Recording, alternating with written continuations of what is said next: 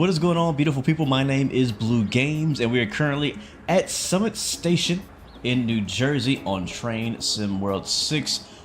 We are actually going to be driving the Aero 3 today, and so we're actually here at Summit for our crew change. And we're going to head down to the platform here to the left. As you can see, there are a lot of passengers here already. I'm actually running late. I should have been here about like 5-10 minutes ago. Hopefully our train is running on time today. As you can see, it is currently 3:42 p.m. We're heading eastbound towards Hoboken today for our shift. Pretty simple, straightforward shift for the most part, but I'll tell you what, management is definitely on our backs today. There it is right there. You can see next service is 3:44 Hoboken Terminal, so that's like 1 minute away. And so a train should be rolling up now. Yep, I can see the train rolling up right now. So that's good. That means that our last engineer kept everything fairly on time So I'll let you guys kind of know what our challenges are for this drive. Again, management has been down on our necks and being pretty strict, but here it is, the Jersey Aero 3.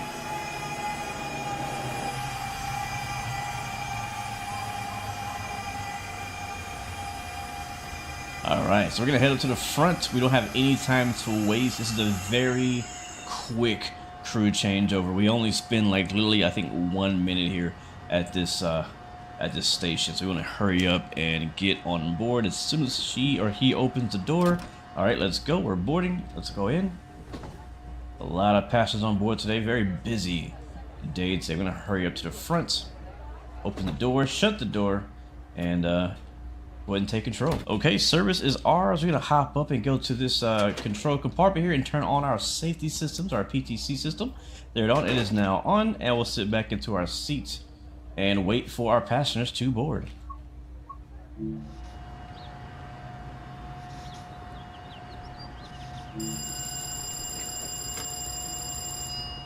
All right, boarding is complete. Let's go ahead and get our control plug in. We'll get our cutoff valve set to cut in, and then that's really much it. We'll go ahead and release our automatic brake, the red handle, and we'll pull this black handle to the right, and we'll go P-2 or P2, and that should give us some power to roll on out of here.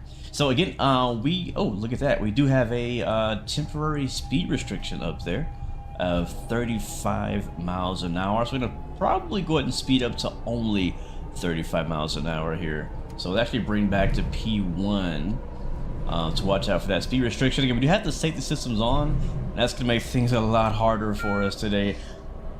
Our job today is to not get fired. Let me repeat that. Our job today is to not get fired. And to do that, there's a few things we have to accomplish. We have to not run any red signals. We have to not miss any scheduled stops or passenger platforms. And we have to make sure we're no more than 5 minutes late at any time throughout today's service. All right, we can speed up to 45 now. And the final thing, number 5, and that is no passenger casualties. I know that sounds simple and easy to do, but believe it or not, it's not. So, but yeah, as I was saying, we're in the Jersey Aero 3 today. Brand new train, the Train Sim World 6, on a new route here on the Morristown line. Take a nice look at it from the outside. She looks really good, I gotta say. She does. She does. I gotta admit, when I first saw that this route was announced and this train was announced, I was not excited. I'm gonna be completely honest with you. I was not. I had at the time, I had never heard of the Aero 3. I had never heard of this route. I'm not from the New Jersey area. I've never been on this train in real life, so I'm completely disconnected from this route. I have no relation, nothing in common with this route. I don't even live on this side of the country, but it's just one thing. It's different when you kind of see it yourself in the simulator, in engine, with the light shining off of it. I love the metallic look of it. It's definitely actually grown on me. I gotta admit, it's definitely actually grown on me. But it's pretty simple to drive. It really is, and I think that's what I actually like about it. I like the sounds. Let's go ahead and bring the brake in again. We gotta be very careful here. I do not want to get an emergency brake. We do not want to get late. We already had that temporary speed restriction, very short temporary speed restriction. One of the many random events that can happen on Train Sim World 6. Stop is Short Hills. When leaving the train, please watch the gap. That's also another new feature of Train Sim World 6 is the new passenger announcements, and I gotta say, that's actually my #1 favorite feature of Train Sim World 6. It's only too bad we only get that on the new Train Sim World 6 trains. I would love to see that brought into all of the other routes. Anyways, we're now approaching Short Hills, track 1, and we're getting on the brake. I'm gonna try to get this baby slowed down and on the marker. Speaking of markers, once I stop, I'm actually going to get rid of the markers. I personally prefer to drive without any of those immersion braking icons on my screen. So go ahead and stop right here. We'll get the right side doors open. This station stop is Short Hills. All right, right doors are unlocked and passengers are now deboarding.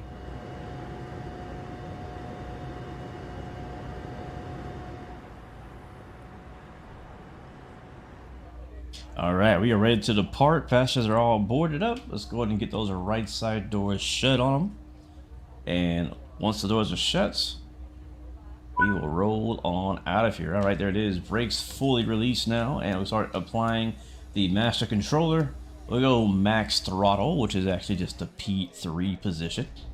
And again, just to kind of remind you guys, the stakes, I'm gonna try not to get fired. You know, the challenge is to just kind of just do good.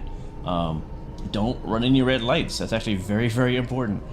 Do not miss any station stops. I also think that's also very important. Let's go ahead and get slowed down here. There we go. We're going downhill towards Melbourne. And then also just try not to be late. I know it sounds simple. I know it sounds easy. And then of course, no passenger casualties. But what makes this actually a bit more challenging, even though this train itself is fairly easy to drive, is the actual safety systems involved, the ATC and access system that they have on this route that's been simulated. I'm still very, very new to it. I used it on the Long Island Railroad route, I think, and I think we've seen it on like the Boston. Station stop is Melbourne. When leaving the train, please watch the gap. I think we saw it on the Boston route as well, but honestly I've never been great at it, and every route has its own challenges on how it's been implemented, because the you know what, I'll continue after this stop. Alright, we've got 700 feet. Let's get stopped here. Pretty good brakes here on the Aero 3. Pretty good brakes. Got a few passengers here waiting for us. And again, you can see now we no longer have that stop marker, so it's up to me to make sure I stop before the platform visually. That's the way I prefer to do it personally. And that's good right there.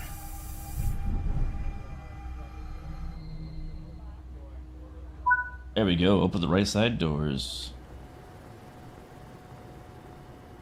Alright, so far we're doing great on time. We can go ahead and shut those right side doors again and roll on out of here. Again, we do not want to be any more than 5 minutes late at any point in time. I'll be a bit more strict about that. I want to be less than a minute late if I can possibly do that. Alright, let's go ahead and release the brakes and add that throttle in. We can go up to 50 miles per hour at this point. Now we've only gone through, what's this, our third stop? We have about 12 stops. You know, so there's a lot of room for error there, to be honest, especially since I have not practiced this route. I have not run this whole route. I have zero route knowledge, and I know because of these safety systems, as I was talking about earlier, that there are like invisible signals. What do I mean by that? Like, for example, we have a 60 mile per hour right now, and there's literally zero signage on the track that tells you that. I prefer it when routes have like very clear signage of speed changes. German routes do that very well. Sadly, it's not, you know, Dovetail's fault or Train Sim World's fault. It's just the way that American railroading works in certain parts of the region. Is like they just like to kind of use the safety systems for the speed limits instead of actually posting them on the track itself. But anyways, we can now go up to 70. So let's go speed up now. Again, we do not want to get behind schedule here. We're 3,000 out. Now this is going to be potentially a tricky little braking zone here. Let's see, where should we brake? How late can we brake and still make the platform? That is always the question. If you brake too late, you miss. Next stop is Maplewood. When leaving the train, please watch the gap. Alright, let's go down. When braking too late, you miss the whole platform. You brake too early, and you end up, you know, braking too early. I guess it's better to brake early than to brake late, in all honesty. Alright, next up, Maplewood. I think we're good, actually. I think we brake too early, honestly. We're at 30 miles per hour. Looking good. Yeah, looking real good, looking real good. So it's actually showing that we could have stopped way before. Alright, we'll stop right there. And again, open up the right side. Station stop is Maplewood.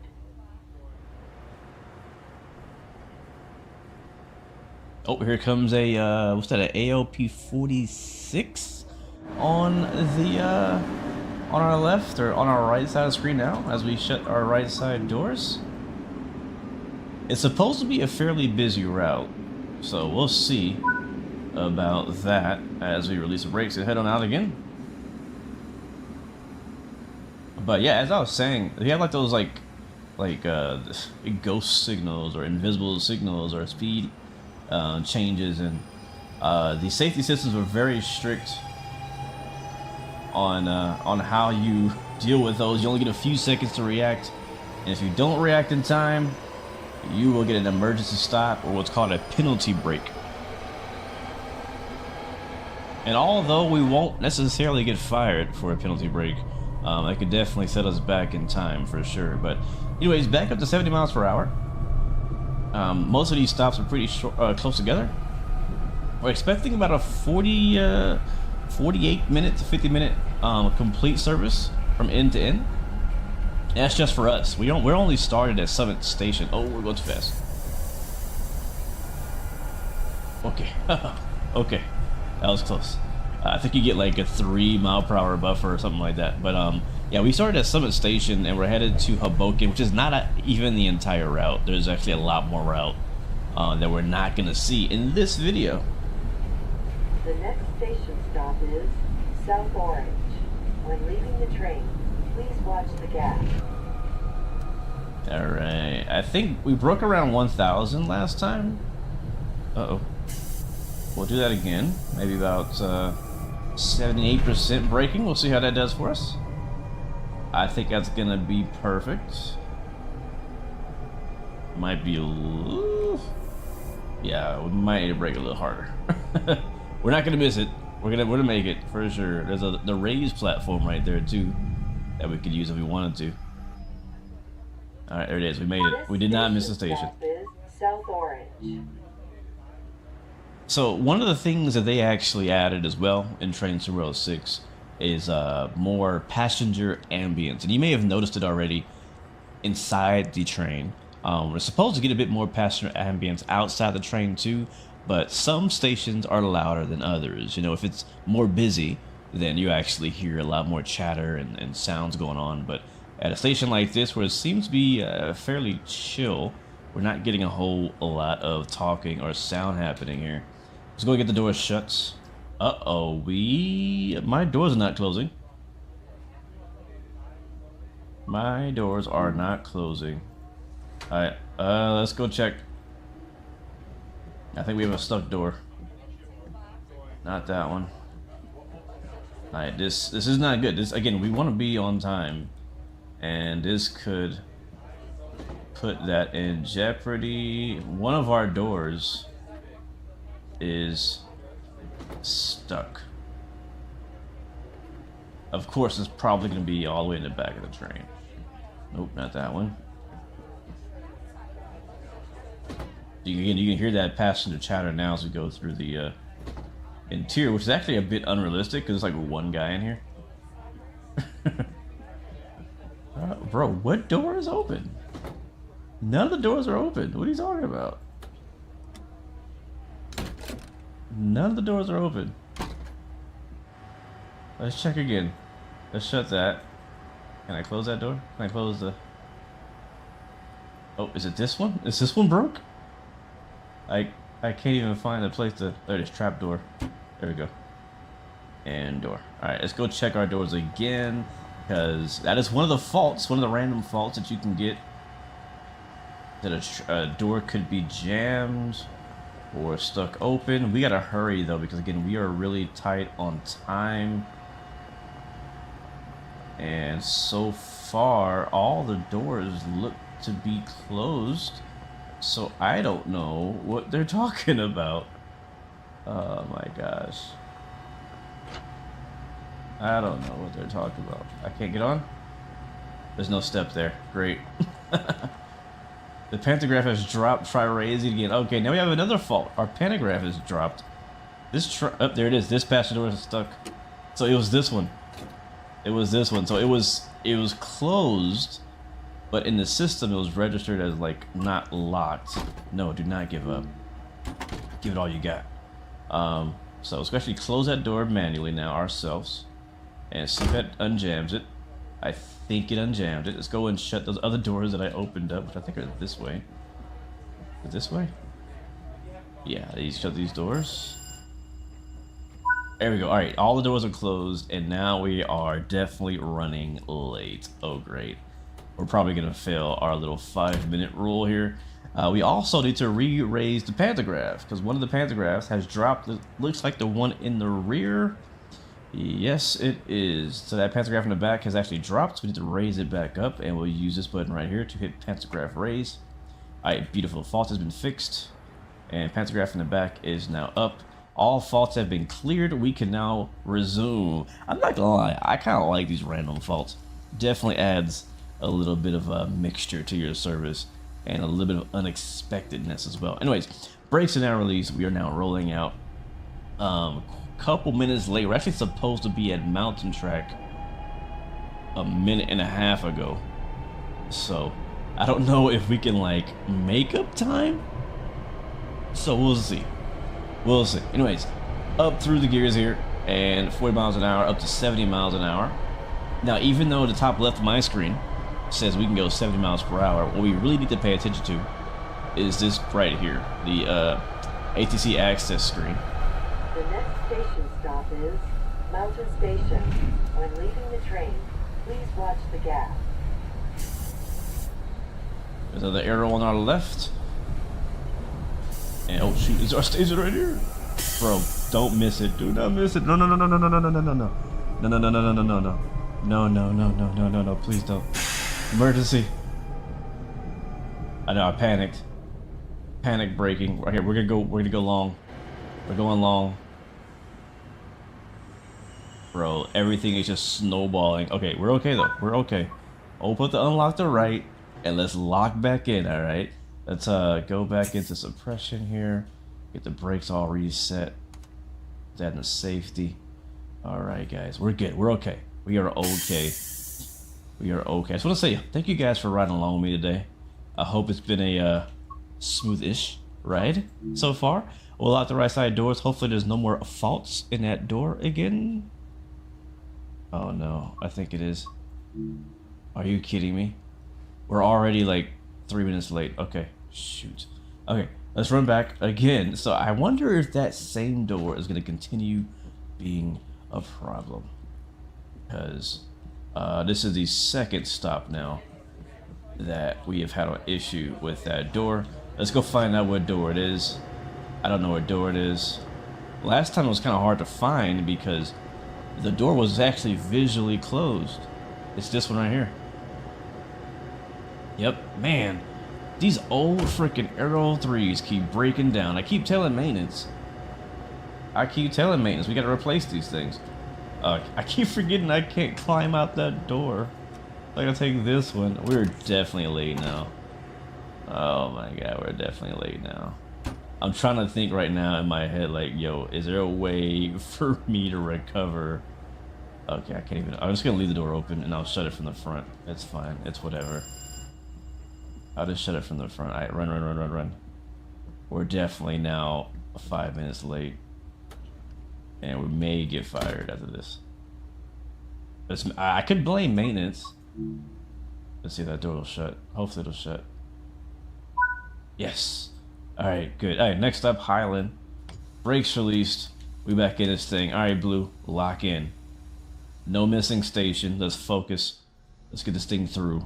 We have, looks like 1, 2, 3, 4, 5, 6, 7 stops to go. It's really not that difficult. But we go up to 70, so we got a nice speed limit. I think that's the fastest we're really gonna get to go on this route in this train. I'm not sure about the rest of the Morris line, but at least this part, the fastest we're gonna be able to go is 70 miles per hour. All right, we've now driven 30 miles because I'm a newbie. Level 4, I'll take it. All right, up through 60, and we got 2,000 to go. I want to make up time, so we're probably going to be braking a little later than comfortable. The next station stop is Highland Avenue. When leaving the train, please watch the gap. It seems like around 1,000 feet out is a decent time to brake at around 75–80%. Maybe not. Maybe not. Maybe not. Oh God, please don't miss. No, are you kidding me, bro? No, no, no, no, no, no, no, no, no, no, no, no. No, no, no, no, no, no. Come on. We in there. We in there. All we need is one car. All we need is one. Bro, okay, I am so out of it right now. Unlock the right sides. Oh, I'm so out of it right now. What's going on with me right now? Alright, check it out. So, only the doors on the platform should open, so this is a good chance to show that new feature. So if you want to get off the train, you gotta get off at the back. And we ain't sticking around for long, so you gotta hurry up. We are late. Alright, we gotta do better with braking though. We gotta do better. Alright, so we're 3 minutes late to that one. Brakes released. Alright, it's okay guys. Don't panic. Don't panic. I know the ride's getting a little rough. Driver's getting a little antsy here. We need to be at the next stop a minute and a half ago, but we are only about 3,000 feet out from there. About a half a mile or so. So, apparently 1,000 feet was not early enough to brake at 70 miles per hour, so we'll have to find a new braking zone. We can do 60 now, though, actually. Alright, we're gonna go around the bend. At 45. The next station stop is Orange. When leaving the train, please watch the gap. Alright, I'm braking a little earlier. I think one of the reasons too is that these platforms are getting shorter out here. I don't want to brake too early because we're gonna be wasting time creeping into the station like we are right now. But we'll get there. So we're good. We're still within our 5-minute window. So we're supposed to be here at 4:05 or 16:05. It's now 16:07 and a half. I don't see anybody on this platform, so they better hurry because we ain't waiting for nobody. I could have gotten the brakes a lot earlier. I didn't realize that the stop point was much earlier than that. All right, and we'll open the doors for a few seconds. This station stop is Orange. And give the people just a little bit of time on board. You can actually notice the weather has changed, so we are driving on the dynamic weather setting today. And we started off on a nice clear day here in the fall. I think it's a clear day in October. And it's now become quite a bit cloudy, so we might get some rain a little later. We'll see. All right. We're doing okay. I mean, I don't think we're really gonna make up much time, but again, we still have that 5 minutes buffer we've kind of given ourselves. We've not missed any stations. Let me remind you today's challenge, and that is to just not get fired, which should be pretty easy to do. But so far I've proven it to be fairly difficult. And in order to not get fired, we need to, for one, not run any red signals. They're very strict about that. Number one, don't get fired. Number two, don't run any red signals. Number three is don't miss any scheduled passenger stops. The next station stop is Brick Church. When leaving the train, please watch the gap. You can see I'm going really slow, being very cautious now. Number four, no more than 5 minutes late at any time. So right, 3 minutes late now. And then number 5 is no passenger casualties. Nobody gets hurt today on my shift. All right, pull it into Brick Church. Yeah. And it seems like the stop point is actually fairly early. We could stop right now, honestly. And they'll accept that. This time we'll open up the left side doors. So unlocking the left side. Got a couple passengers, a couple takers. I gotta say, I do like this route in the fall. I love the bright orange trees. And honestly, even in real life, this is a great area of the world to visit in the fall. It does start to get cold, but I know a lot of people come from uh-oh. Get off the track. Get off the track. Get off the track. Get off the track. Oh my god, that's close. You guys thought I was kidding about no passenger casualties.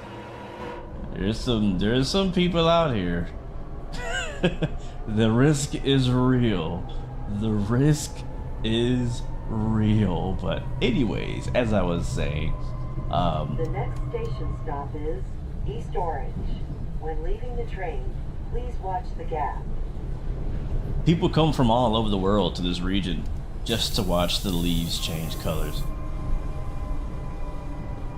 Alright, next up, East Orange. And we're actually, we're kind of catching up on schedule. We're only about a minute and a half late now. We were 3 minutes late earlier. And we're probably beyond, I think we're over halfway done with our shift already. Or at least with this service, this run.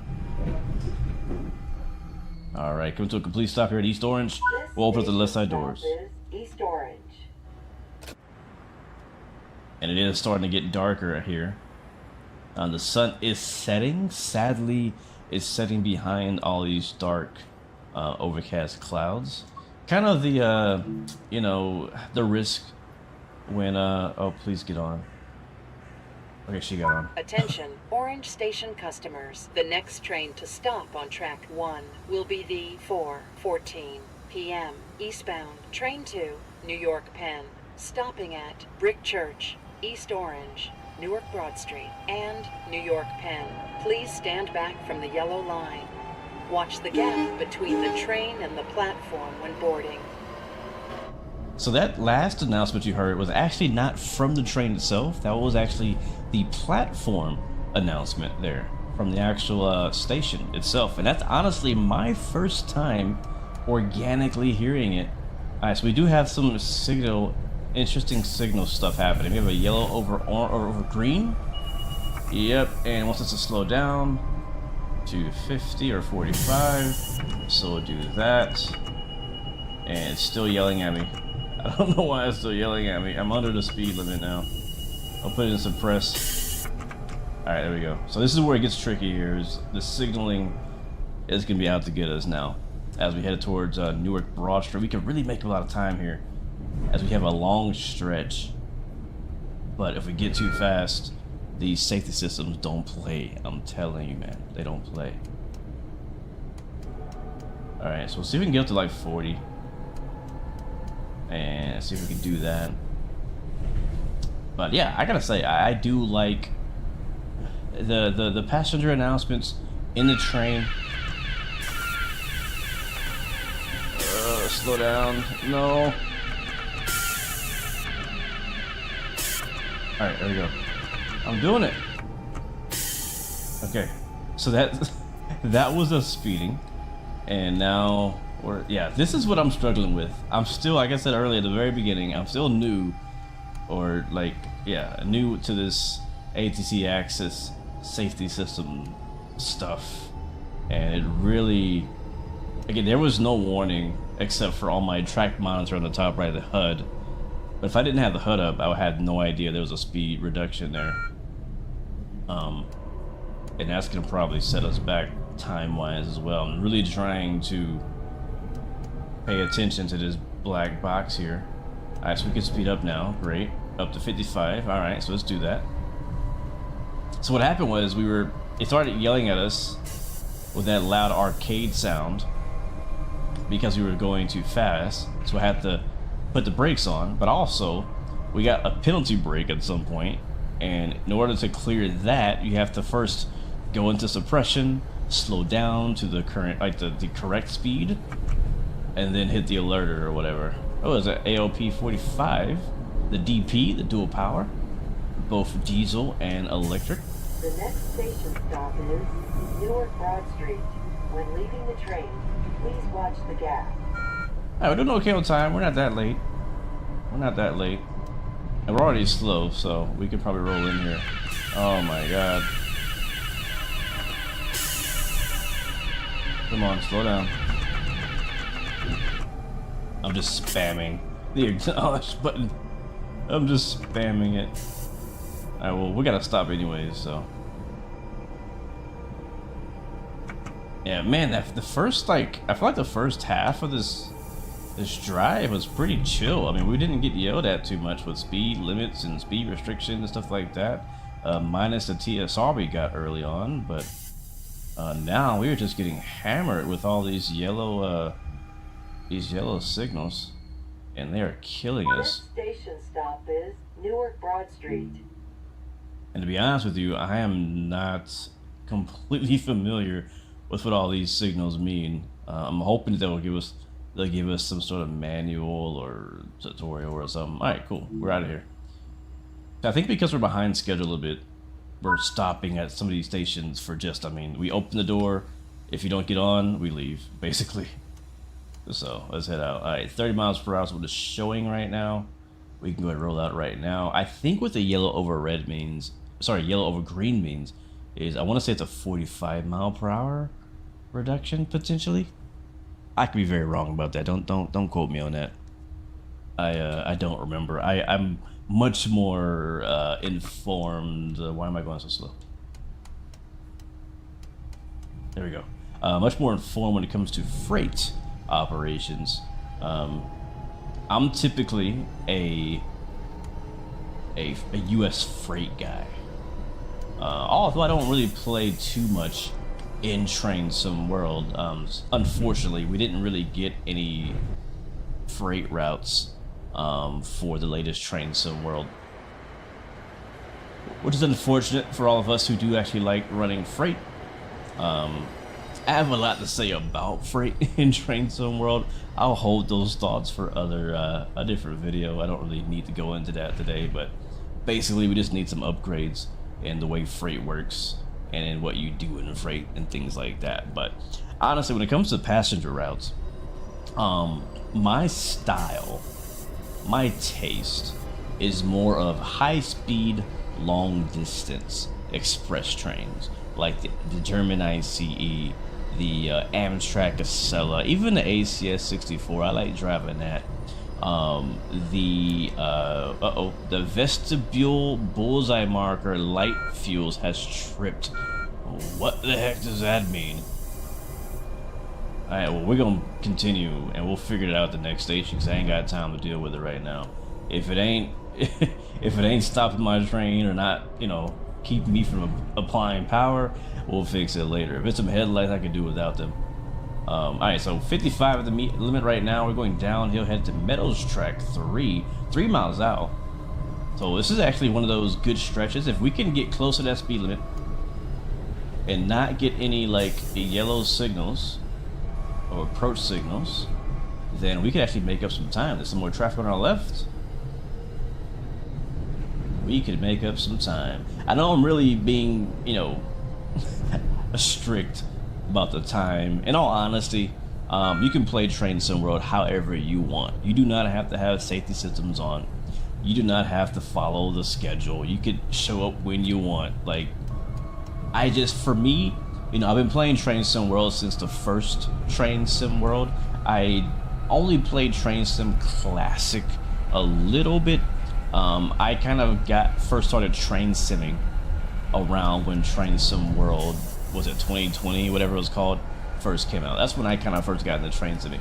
So I've been train simming for, you know, a little while now.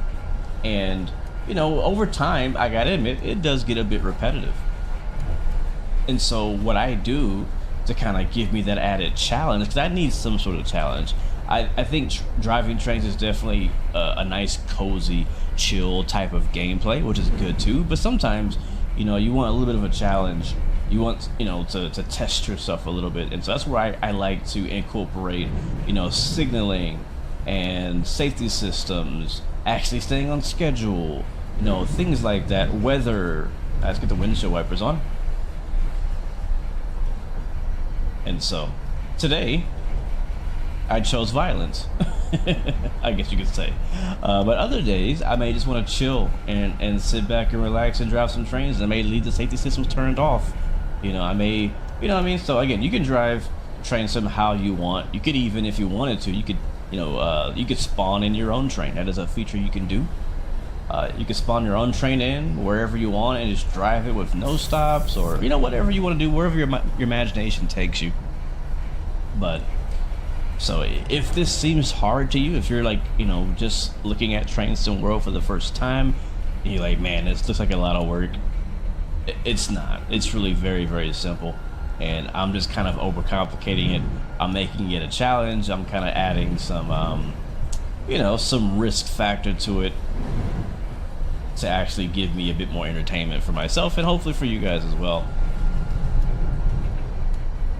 So the challenge is to not get fired, and I've already gone through what those rules are. Don't run any red signals, don't miss any platforms. It's getting hard to see, and no passenger casualties. Is that the platform? Oh my god, that was the freaking platform. Yep, and we're fired. And we are fired. Oh my, we were just talking about how not to get fired, and that is how you get fired right there, is missing platforms. Now I believe that was actually a staff platform, but I think that's even worse because there's actually people trying to get to work and I didn't pick them up. So now I am their excuse for not showing up to work at all or getting there late. Wow, I was not expecting that platform to be like 10 feet long at all. So I'll keep that in mind for next time I run this route. Alright, so we do have some signal-ish coming up in the rain too, so let's get slowed down. Yep, there it is. Oh, there's an emergency brake. Did not mean to do that. I mean, we're already fired. We might as well send it. You know what I'm saying? We might as well send it. We're already fired. We already failed. Nah, we'll try it. Let's see how we doing. We're we only have one stop left. Man, we got close. Are you? So we screwed up. We failed on the second to last station. So our last station is coming up, Hoboken Terminal. I know.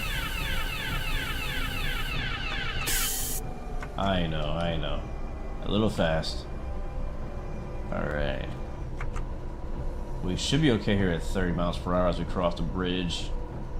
Bro, that rain is coming down. Yeah, I was expecting some rain. I knew it might rain. This is a beautiful bridge though. Look at this bridge. I watch the speed. I know I'm looking at the bridge, but I still gotta pay attention here. That was a beautiful bridge. Alright, so we're getting the slowdown here at 30 miles per hour, sadly. We only have 2.5 miles to go, and we're supposed to be at Hoboken by 4:32. That is like almost 10 minutes from now. So it looks like we're probably gonna still arrive potentially a little bit ahead of the schedule somehow. Well, I guess that makes sense. We did miss a whole station.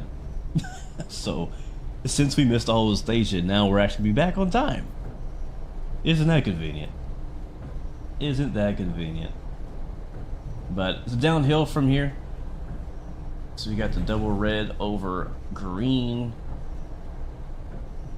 which means I believe we'll be converging, right? Uh-oh, what's wrong? What's the matter? What's the matter? They want me at 25. Okay. There we go. Come on. There we go. Yeah, this is what I struggle with. Is like getting, because when that happens, you're supposed to go into suppression. The problem is I'm currently using a mouse and keyboard. Oops. And trying to throw it into suppression is kind of hard to do without going into emergency brake on accident, or you know what I mean. Like there's no way for me to go. I wish there was like a suppression button. Does that make sense? Like like a separate button to the brakes on your keyboard or on your controller that can put you directly into suppression braking. That way you can actually react faster. Bro, I can't see jack split right now. Can you see anything, chat? About to go into the tunnel, and we should be able to see a little bit of the tunnel, but I can't see nothing. All right, that's nice. All right, we can do 30. I have a little bit, not too much power, but a little bit of power. We're almost there, guys, and we're looking good actually. So we're gonna be okay on time. Again, we've already potentially been fired. Get the wipers turned off. We'll definitely be having a conversation with management, or with HR, when we arrive, and we'll see if they give us another chance. I mean, I think of all stations, we probably missed the right one. We didn't, you know, all the actual passengers got on board. We just missed the staff platform, which we should know, right? That's the one we actually should know. Anyways, no, but as we get to the end of this route, I gotta say, I do like it. You know, is this my favorite route in Train Sim World? No, it's not. It's not my favorite. I have some other ones that I prefer, but it's definitely one of the better US routes, that's for sure. Definitely one of the better US. So if you're looking for a US route, then I definitely would recommend this one, especially if you like this type of services. I kind of miss that, you know, we don't have any Amtrak on here, or any other freight routes, or not routes, but any freight trains on this route. I would love to see some freight, but again, that doesn't really make sense for this particular route. It's just kind of the nature, I think, of this route, is it doesn't have Amtrak. That's just how it is, and it has very little freight or no freight. So it's just kind of the nature of this particular route. But again, not my favorite route, but I do enjoy it. I'm enjoying driving the Arrow more than I expected. Matter of fact, I'm actually personally enjoying driving the Arrow more than driving the ALP 45 and 46. You think this is hard? This is hard with safety systems? Try doing the lap brake system as well. That whole thing is a little bit overwhelming, I'll be honest.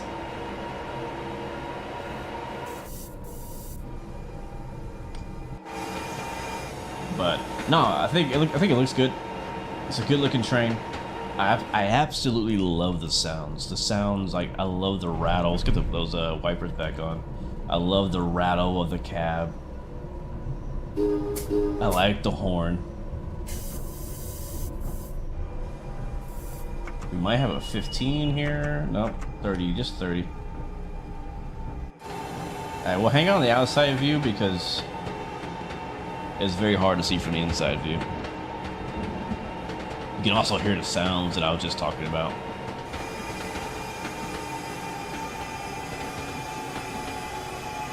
Alright, doing good on time, as another Arrow 3 is heading out of Hoboken Terminal.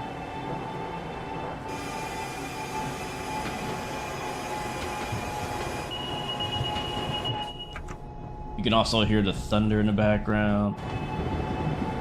I'm not sure if that's right, but there's actually like reflections coming off of the AOPs. But yeah, one thing I love about driving in the Hoboken terminal is just how busy it is. I didn't know this until, you know, this route was announced, but apparently this is one of the busiest American terminals in the US. So I was actually surprised to hear that, because I had never. Stop is Hoboken. When leaving the train, please watch the gas. I know. Alright, we're good. 15 miles an hour now.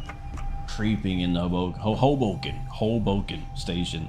But yeah, I had never heard of Hoboken in my life before this route was announced. And I'm American. I mean, I'm not from Jersey. I'm not from anywhere near Jersey. I'm from Texas. But yeah, I love how busy. Like, look at all these trains waiting outside the terminal back there. Oh, this thing wants to take off on me. I'm trying to keep my speed down, but it's hard.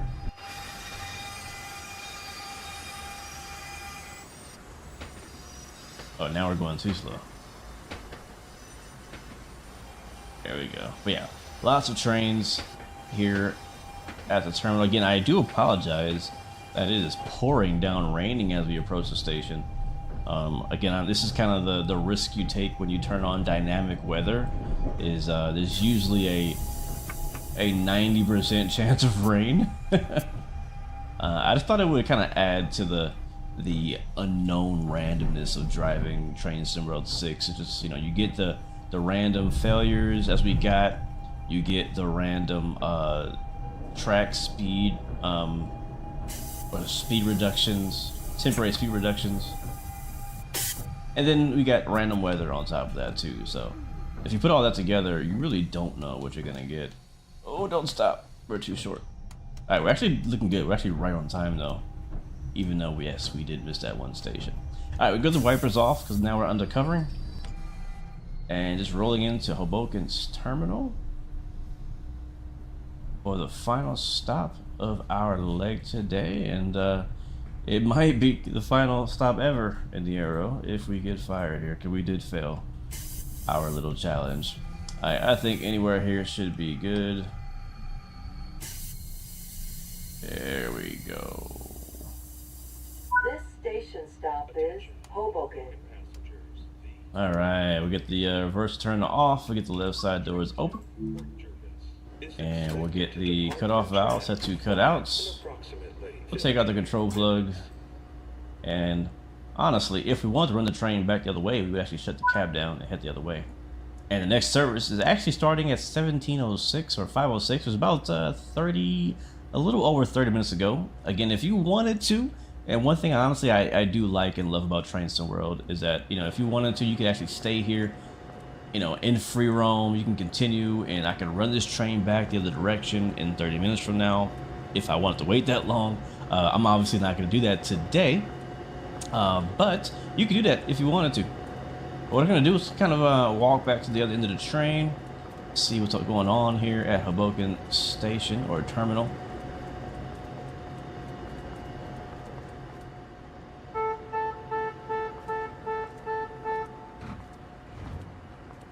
And it looks like this train on our right here is about to depart. That is... Actually, no, not that one. This one over there is departing. And there he goes. Well, guys, again, my name is Blue Games. Hopefully you guys enjoyed this Train Sim World 6 gameplay with me into Hoboken Terminal. If you want to support my channel, you can check me out on YouTube, Instagram, and on TikTok. I love playing all simulation gaming content, including Train Sim World, Flight Simulator, racing, truck simulators, ship simulators. I mean, anything that says simulator, I like to play it. But mainly Flight Sim and Train Sim. Well, guys, this has been fun. Big shout out to Dovetail, and thank you for the opportunity and allowing me to take an early look of Train Sim World 6. Let me know, guys, what you think of the new sim and the new route. Until next time, guys, remember you have three choices: give up, give in, or give it all. You got peace, love, and God bless you. I'll see you guys next time, next video. I absolutely love how busy it is. Oh my God, I'm definitely coming back here for some train spotting, 100%. Yeah, like this reminds me of the Jamaica terminal on the Long Island Railroad. Another one of my favorite stations to do train spotting. You can just sit here, just watch the trains roll in and roll out almost every minute. Absolutely love it. Well, guys, I'm out of here. I'll see you. See you when I see you.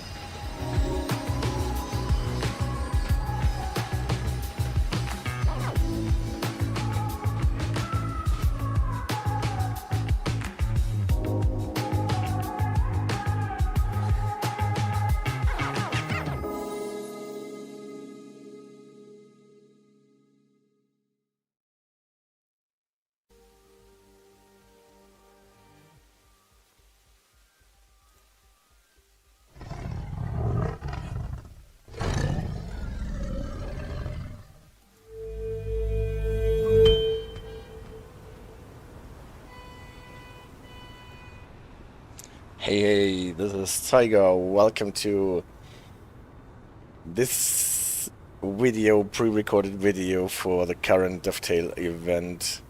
And welcome to Dresden Neustadt, and welcome to my light running Vectron locomotive. We have to allow this other train, this intercity train pulled by another Vectron. We have to allow it to pass Dresden Neustadt before us. I just spawned this locomotive here in the siding so that we can have a little intro run. And as always, let's turn on the DLC markers. We are in Train Sim World 6, Bahnstrecke Leipzig-Dresden, waiting for our signal. And let me turn on this disclaimer telling you that I got this DLC key and the game key, all in all, the deluxe edition for Train Sim World 6, for free from the TG for being an ambassador. This is what we get as ambassadors, free DLC keys. We're not getting paid, at least I am not. And however this might be, I'm always telling you what I think about the games and nothing else but my unfiltered opinion. Let's just set up this locomotive a bit so that we can run as soon as we have a signal. Are we good? We already have a signal. Brakes are cut in. We can release the brakes.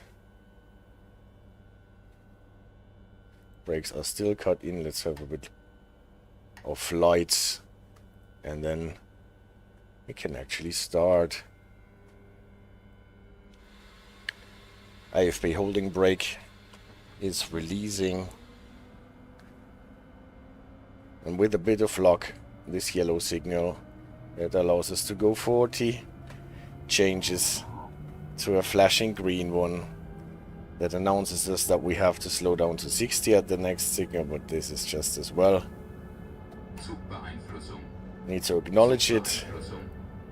We're running in PCB mode M. Not strictly necessary as a light engine, but also as well. Let's have some impressions from the early morning at Dresden. In the background already the towers from the old town.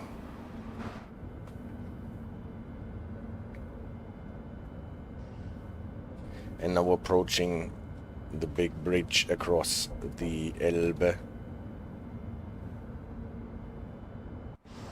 What is always a bit stuttery, but nevertheless always a great view across this beautiful town with its beautiful railways. And before we play along, let me tell you a bit what we are and who we are. Tiger Ways. You can find us on YouTube. Tiger Ways, it's me, Tiger, and obviously even more important, my two awesome moderators, AJ and CD Radar, both streamers in their own right, and they take care of me while I am streaming. You can find the videos here on YouTube, obviously. You can also find us on Twitch, where we do our live streams typically. And what do? We run the trains, and in between we give you presentations about all things railway related, typically signaling, safety systems, train tech, and much more. Here, for example, we have a chart out of a presentation for American signaling, all the aspects, dwarf aspects, cap signaling aspects, and how they connect to certain codes. Here for pulse code, cap signaling. Here is a slide from the presentation about temporary speed restrictions that we have in Train Sim World 6 now, actually in the British system with the Daleks and the spade indicators and all those funny things. Here is a slide from a presentation. I'm just teasering you a bit, so all the presentations and the videos you can find on the channel. About the German HV light signaling system and how you can do speed signaling here. Then even more sophisticated stuff like Zugfahrten auf besonderen Auftrag mit Vorsignalfunktion and the 2000 meters rule, for example. We also have for different signaling systems, almost everything that is covered in Train Sim World 6. Here the Dutch system with the voorsign and the hoofdsign. Hooggeplaatst, laaggeplaatst en de reflectorplaatjes in de bakens. Herhalingssignen. All this stuff you can look it up and learn it in our presentations. Obviously we cover safety systems here, the British safety systems, master sheet, PZB, a lot of videos about PZB. Here for example the nice French and Belgian system, the Crocodile, and why it is called a crocodile, how it works. All the other systems are covered as well. Here how you can mix the German systems on an ICET. Then in the train tech compartment we sometimes talk about tap changer and how they work, and push-pull train technology, always on a basis that a layman can actually understand that. I'm not an expert, I am not a railway official and nothing, but I'm always happy to learn, and I am always happy to be corrected by experts, real experts outside. Here is a slide where we compare how a commutator motor, traction motor works in comparison to a three-phase AC asynchronous induction motor on the Vectron, for example, if you want to know how a torque converter works, or a fluid coupling in a hydrodynamic or hydrokinetic transmission. We have a video about this.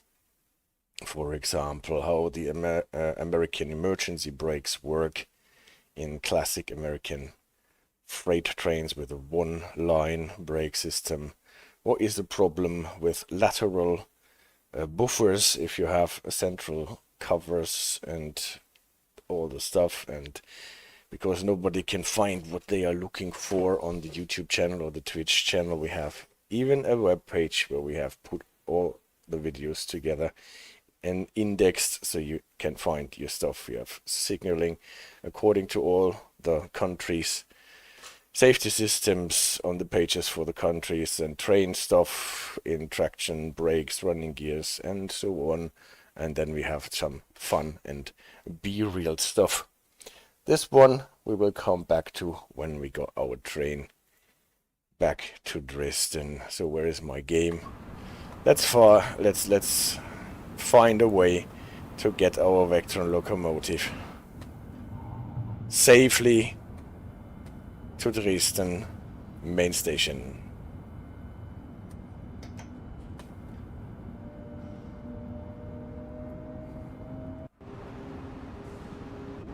Isn't that always great in the early morning and the evening across the Labe with our Vectron? This interesting looking building is, as far as I know, a cigar factory, or at least was one.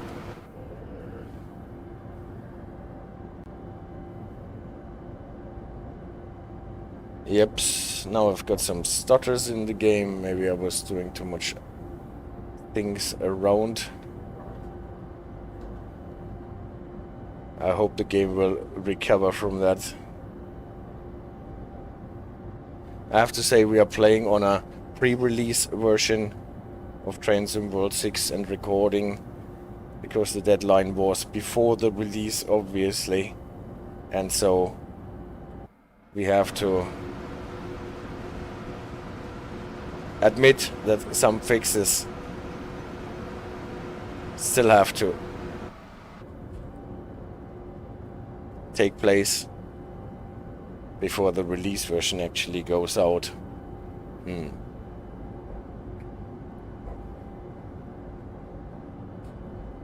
So sometimes you run into situations where your frame rate drops quite heavily, and then all of a sudden it recovers.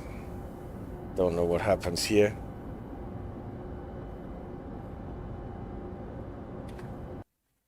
You know what? I just let the game be on its own a bit, and I tell you what I wanted to tell you here with this presentation.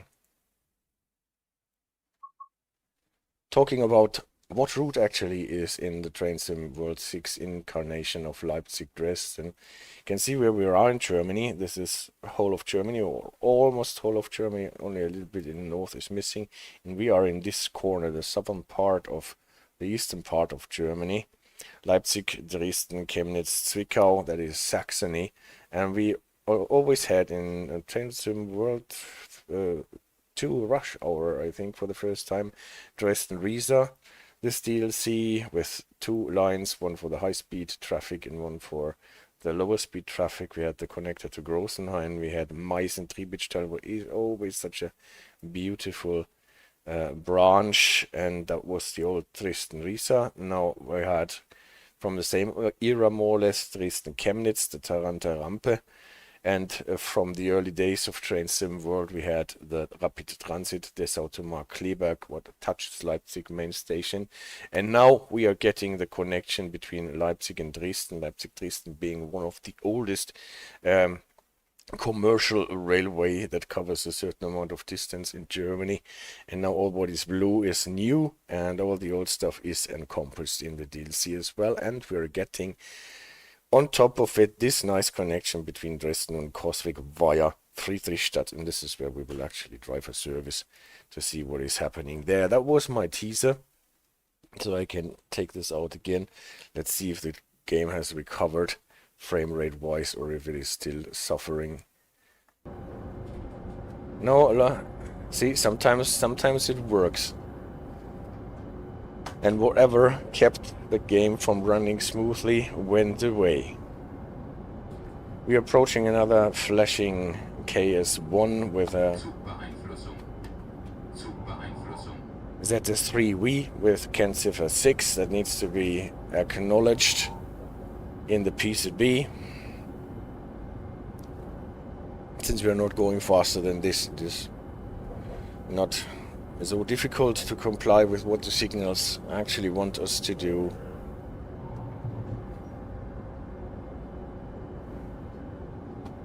And here we go. Now we actually are limited to 60 by virtue of this signal.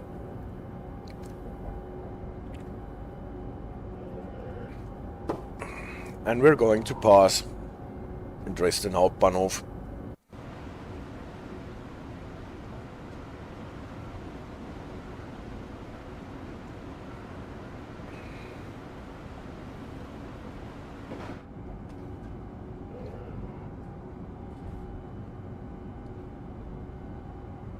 And then stable our locomotive behind Dresden Hauptbahnhof in that area where we have a lot of freight services ending. Now we're getting a KS2 telling us that the next signal is red. Since we're running under PCBM, I will let the speed drop below the 45 in case we are getting a 500 Hertz.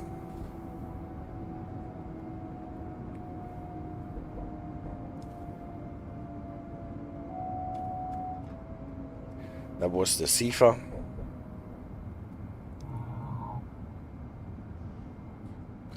And now we will probably just roll alongside Dresden Hauptbahnhof, what is one of those stations where you have bay lines in the middle and connecting line on the outside. Now, interestingly enough, the game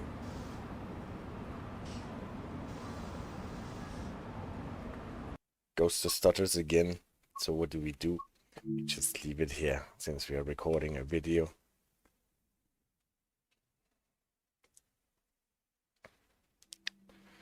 Yeah, that is the Arrow 3 or a Morristown line coming with Train Sim World 6. And what I actually wanted to do is to run. You did not see the Steam overlay, hopefully, on the stream. Just saw that my moderator CD Radar is playing Train Sim World 5. Also for the last time, probably, when he gets Train Sim World 6 soon. So, Bahnstrecke Leipzig-Dresden. That Talent 2 is one of the trains where we can actually experience train faults, one of the random events. Coswick to Dresden, I think, is the one that I want to take. I freeze the weather for reasons and then jump into it. And what is so beautiful about the Dresden route, as it always has been, is that we have those amazing HL signals in the German signaling system. You're most probably aware that there are many different signaling systems in Germany, or not many, but at least a couple. And now I have to shout against the new music for Train Sim World 6. And then I can go on with my story about the signaling systems.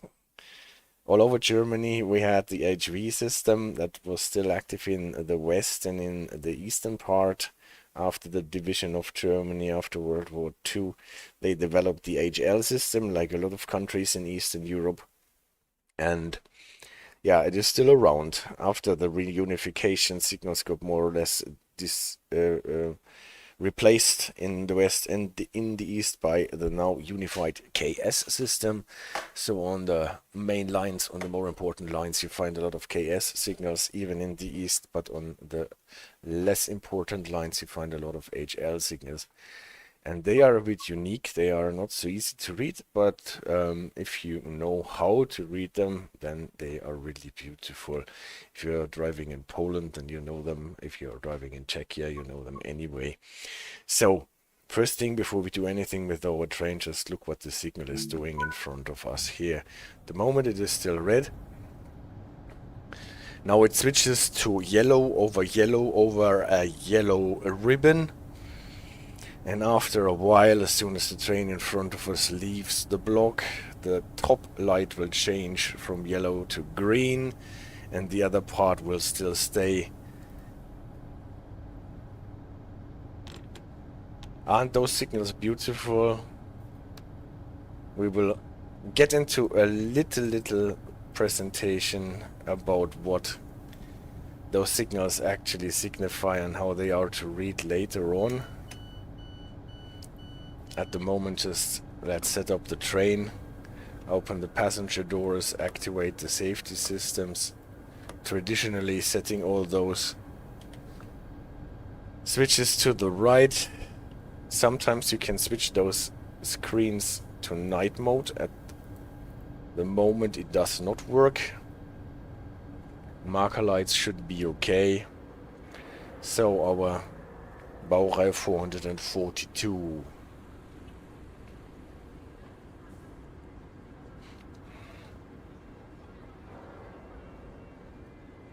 Well, in German you would say those people look a bit like bestellt and nicht abgeholt. Like summoned and not picked up. See what happens if we close our doors. Here at Coswick. Well, they just stay where they are. This guy probably was in charge to pick them up. But he changed his mind. Signal is still at what it is, and I tell you, the signal allows us to start with 60 and expect a clear high green at the next signal.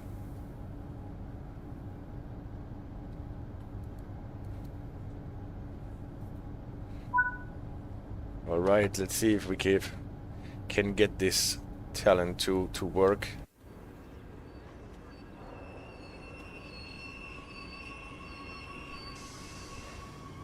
Looks a bit dangerous with those people standing so close to the train. Herzlich willkommen im Zug RB 31. Announcements. Hauptbahnhof. Wir wünschen Ihnen eine angenehme Reise. Nächste Station Radebeul-Naundorf. Ausstieg in Fahrtrichtung rechts. Even though there is yellow in the signal, we don't need to acknowledge it. Because it is only in the lower part of the signal. So as I said, we're limited to 60 by virtue of the signal. and can expect that the next signal is showing us a high green.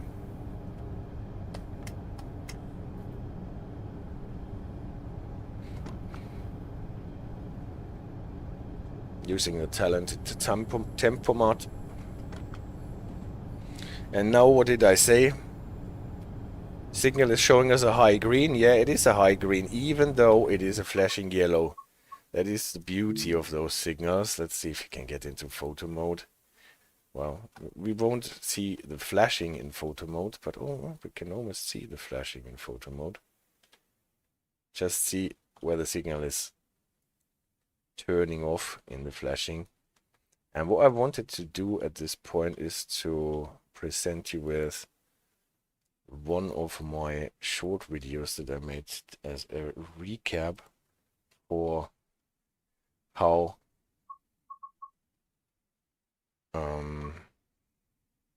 signals work. Just get here. So it is intended to be not longer than 3 minutes, little pieces of information so that one can recap the signals easily.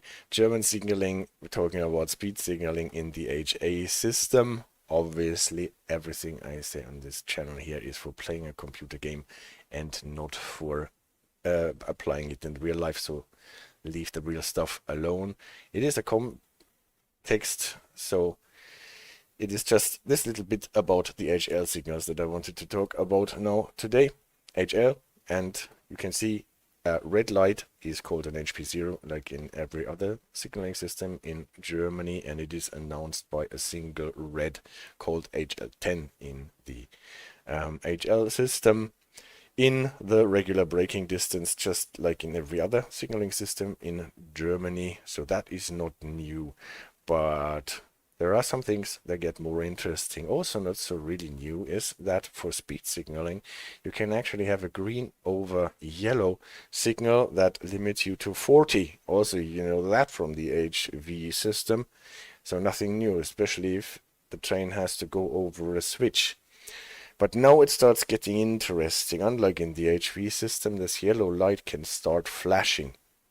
And then we announce on the distance signal a signal that requires you to go slower on the main signal that follows on the distance signal. Like here, this announces you to go slow, 40 or 60. Interesting enough, with those bands, we can express other speeds than 40, like yellow with yellow band translates to 60. It is announced likewise with a flashing yellow here, but we can also do yellow with a green ribbon is 100, and then this signal is not the correct signal to announce it when then we have a flashing green light to announce it. And if we have a high green, then we have a steady green light to announce it. That is more or less the whole magic of the HL signaling system. Steady yellow announces a steady red, obviously. A flashing yellow announces 40, what is green over yellow, or a 60, what is green over yellow with a ribbon, and the flashing green announces a 100, what is a green over yellow and a green ribbon. Whereas the part on top is not the important thing. We will see that what is announced on the upper part of the signal is always the part on the lower part of the next signal, telling you what to do at this signal. And then the upper part of this signal can announce you what you have to do at the next signal, and so on. This makes it more interesting if you have combined signals like this one that act as a distance signal and a main signal at the same time. Sometimes you have this downward pointing triangle, and let's say you have two blocks and want to announce different speeds with maximum authorized speed. You have always high greens. If you only announce a reduced speed on the second part, then everything happens just like we have seen it before. But here you can also combine speeds, like if you want to limit it here to 100 and then open it up to authorized speeds again, then you can have this combined signal here. And you can see how always the upper part of the signal announces what the lower part of the signal is telling you to do at this signal. And then the upper part on this signal is telling you what to expect on the lower part. And if it is a non-flashing high green, you can expect nothing, and nothing is no limitation. And then you can cycle through the motions, and then the signals have different names, but they are always easily read. The top part tells you what to do at the next signal, and the lower part tells you what to do exactly at this signal. And then you can read it from bottom to top, and with a yellow light on, it is always a speed restriction. With yellow and nothing, it is 40. With yellow and a yellow band, it is 60. With yellow and a green band, it is 100. And then you look again on the top part and you know what the next signal does. Like this signal is telling you 60 and 100. This is 60 and slow. This is 60 and stop, for example. That would be 40 and go, and so on. That is the magic of HL signals. And this is the magic of having a presentation in a video of that kind. Let's go back to train driving. And this is why our flashing yellow on this signal announces us we have to prepare for a slow speed at the next signal, 40 or 60. But at the moment we are at line speed because we are not getting any restriction on the lower part of the signal.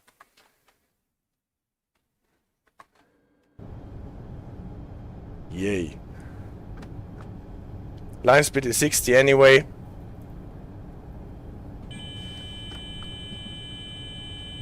And why do we get a Zwangsbremsung here?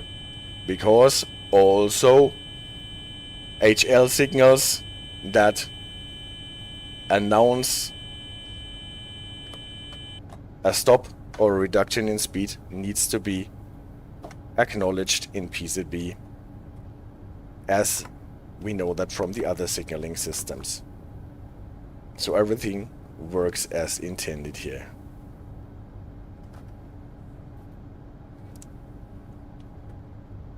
Let's see if we can get our train running again.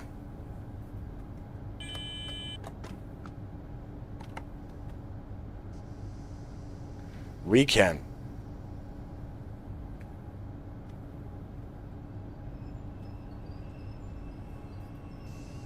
In the incline it is not always so easy to do this without having the train roll backwards, but it works. The Talent 2 is quite forgiving in this context.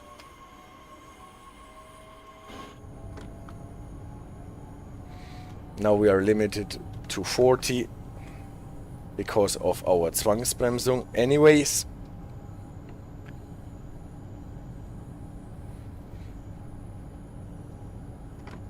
And if you're wondering whether this flashing yellow announces a 40 or a 60, you typically know that from your route knowledge and because you know the timetable, and then you know what is the speed at the next signal. And if in doubt, then always go for the 40. Here we can see it is actually 60, lower part, yellow light with a yellow band and green on top. So this signal is a 60 and go. We have to stop, so we can't go. But this is our problem, not the problem of the signaling system.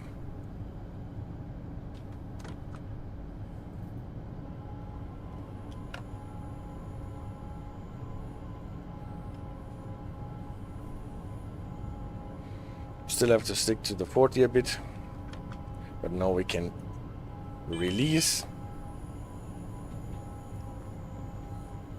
and could go faster if we wanted to, but it does not make sense because we have to stop anyway.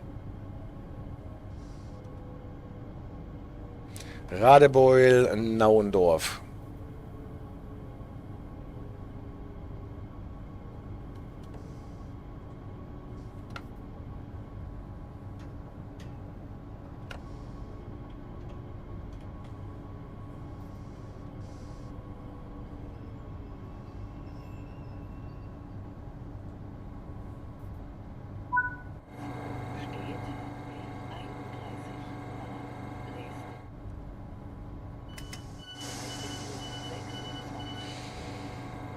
And those announcement great. We have announcements on the train. We have announcements on the platform. Well, the passenger behavior can still be improved a bit. But the announcements add a lot of immersion to everything, in my opinion.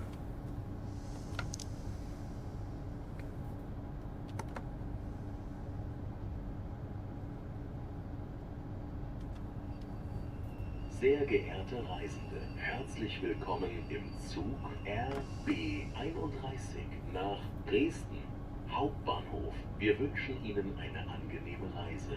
Nächste Station Niederwarta. Ausstieg in Fahrtrichtung rechts. Niederwarta. At least we know how to pronounce those station names. So, remember what the signal said, 60 and go. That means at the next signal we can actually go faster, since we stopped. A new signal indication would take effect.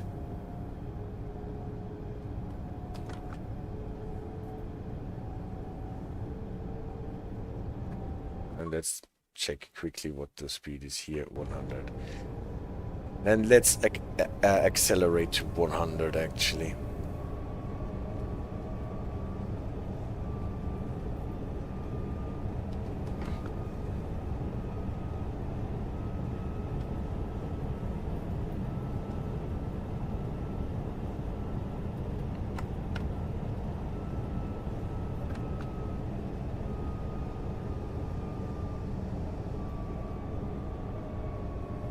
Nächste Station Niederwarta. Ausstieg in Fahrtrichtung rechts.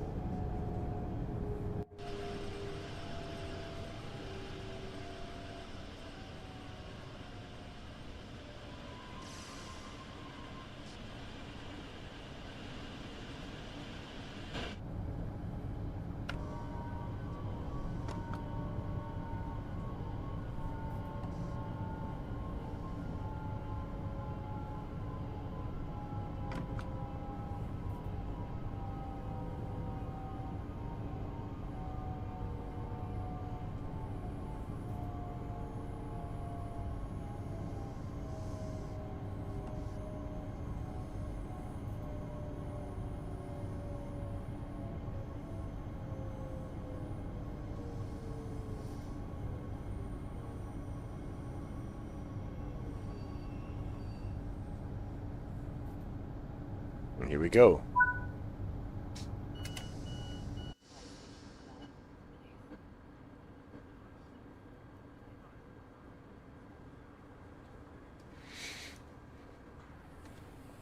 Let's see if we get a train fault on our Talent 2 until we get to Dresden.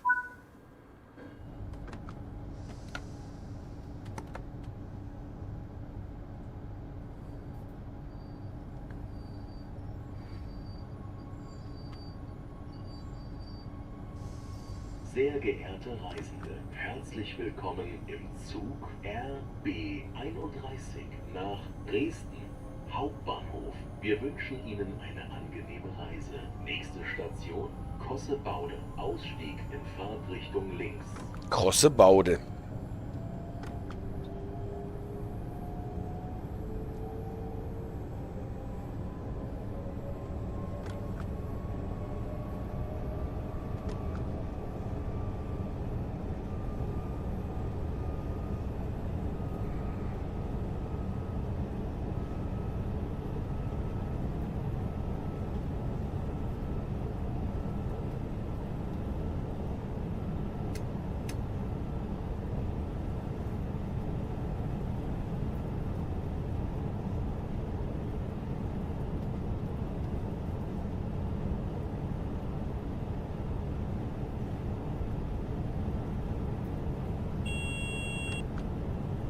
That was the Sifa on this train.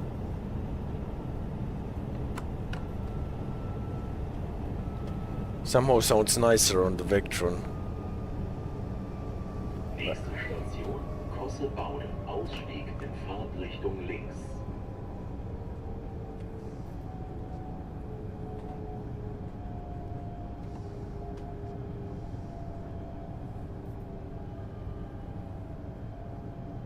So this part is actually new for me as well.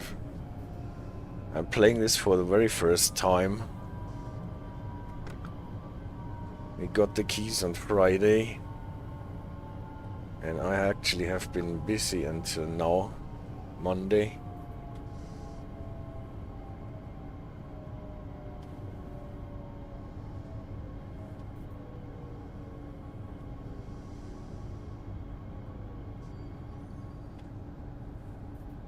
Große Baude.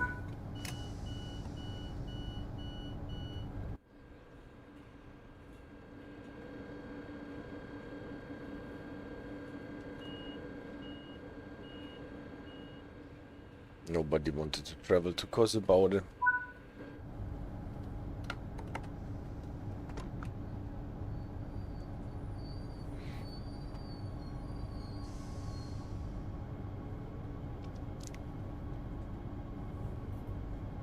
Sehr geehrte Reisende, herzlich willkommen im Zug RB31 nach Dresden Hauptbahnhof. Wir wünschen Ihnen eine angenehme Reise. Nächste Station Dresden-Stetsch. Ausstieg in Dresden-Stetsch.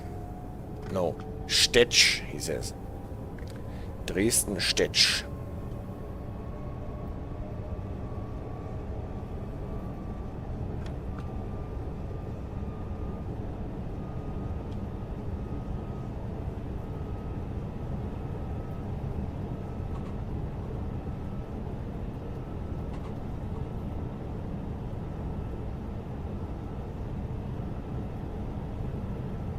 Nächste Station Dresden-Stetsch. Ausstieg in Fahrtrichtung rechts.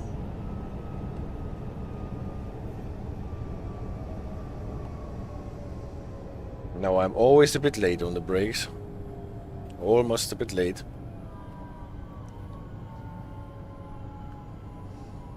But the train is forgiving in that context, as long as we don't have any eyes on the rails. Short platform here. In Stetsch.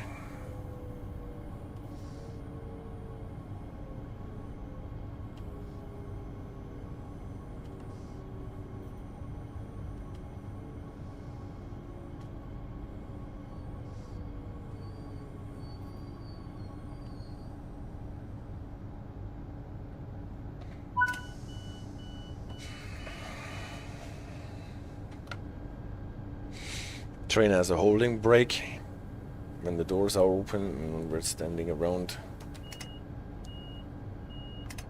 It won't release this one bar out of the brake cylinders until we applied a certain amount of traction power.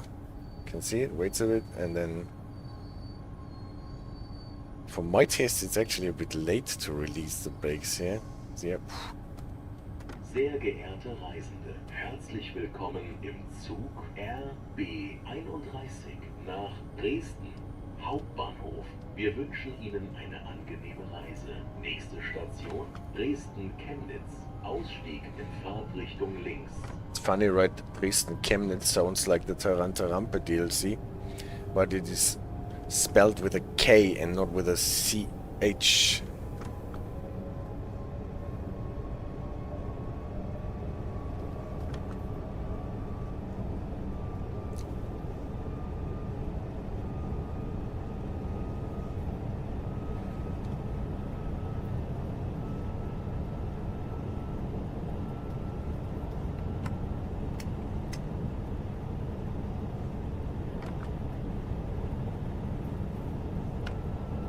Nächste Station Dresden-Chemnitz.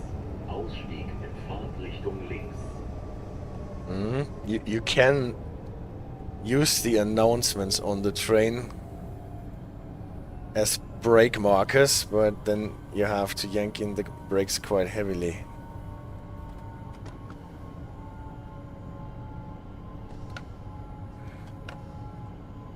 Don't know if that is still adequate or if everybody falls off their seats.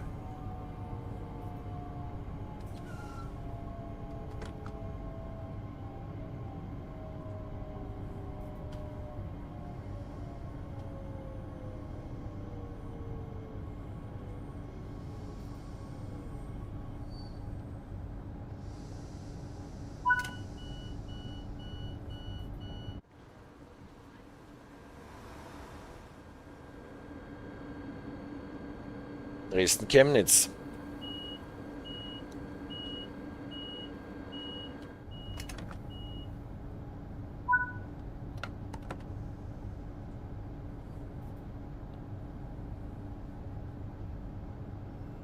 So I honestly don't know why this train takes forever to release the holding brake.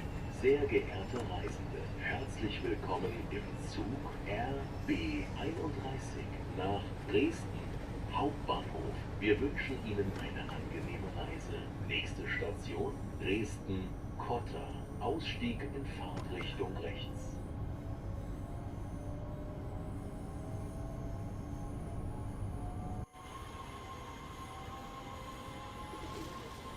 And now that...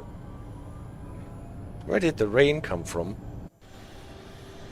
No, it was no rain actually. That was part of the overhead catenary, as it seems. Limit to 90 announced. Acknowledging in this context is not strictly necessary, but it can never hurt. In case anything is wrong and the magnet is on anyways.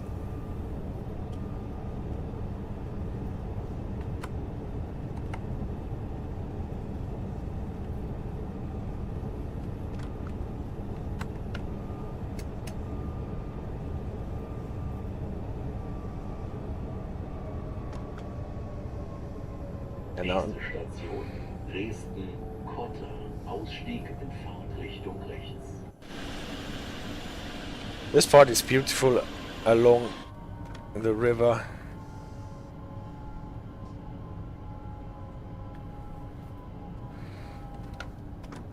One of the reasons why I was so happy when Matt told us that this line via Friedrichstadt will be in the game.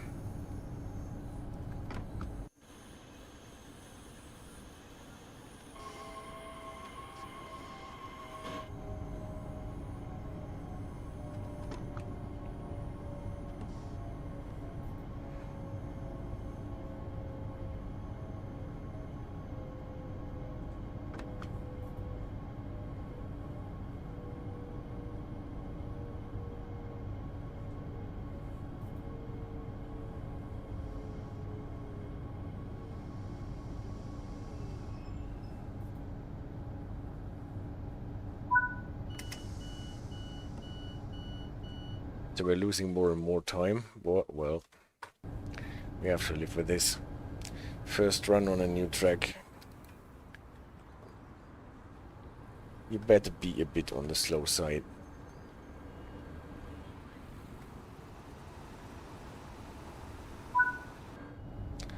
Also, I blame the holding brake. Look at that.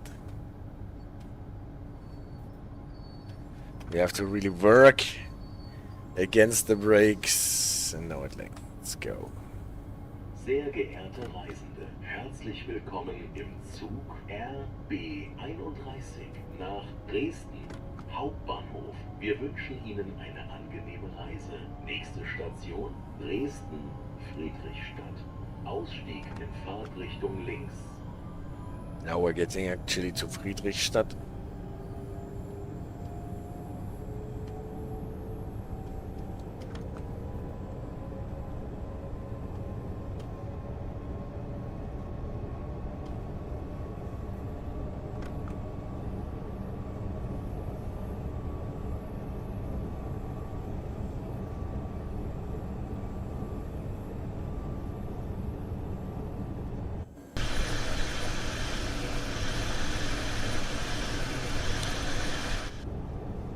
Look at...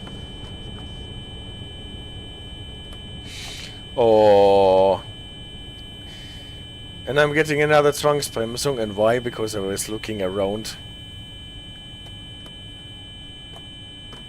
and did not pay attention. And how insulted my train is. I'm sorry, train. I should not look around when I'm running trains in situations and on tracks that I do not know. So what did we actually miss? Was it a signal? Was it an LF6 signal? The LF6 signal came came later, announcing a drop in speed limit to 60. This one we should have acknowledged too.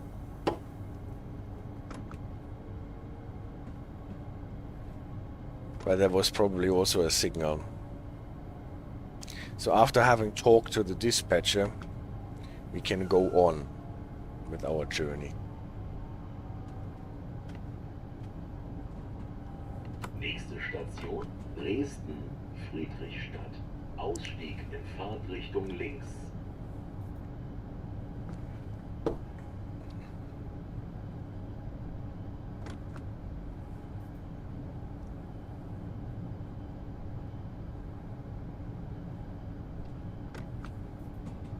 Does not help us with the delay.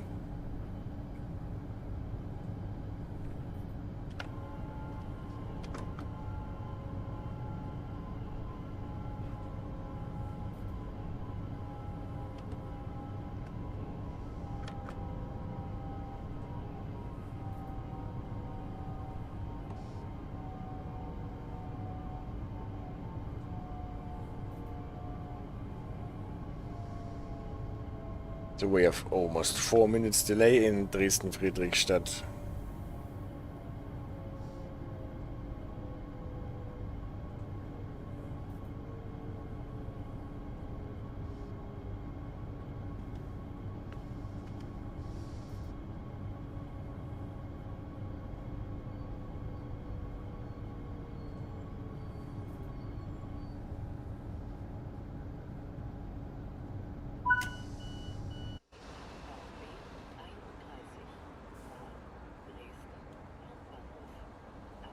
And look at this yard. This is what I actually wanted to say before we got the Zwangsbremsung.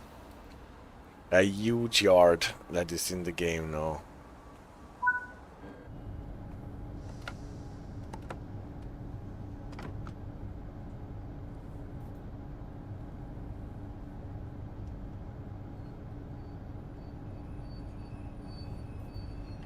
Sehr geehrte Reisende, herzlich willkommen im Zug RB31 nach Dresden Hauptbahnhof. Wir wünschen Ihnen eine angenehme Reise. Nächste Station Dresden Hauptbahnhof. Ausstieg in Fahrtrichtung rechts.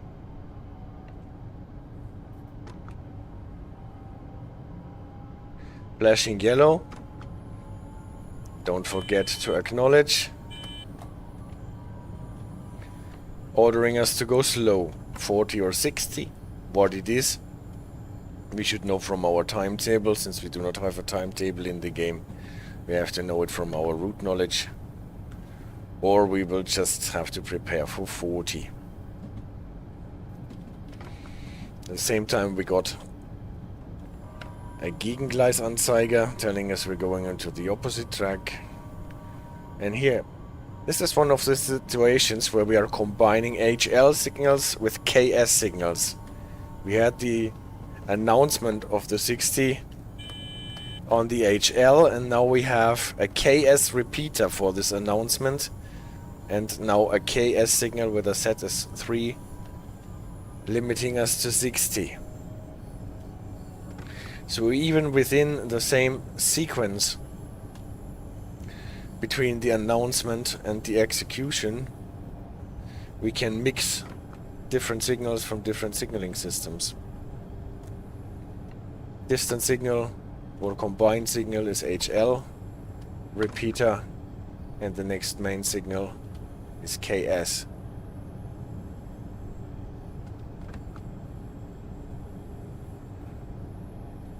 No problem at all. And now we're going into Dresden Hauptbahnhof.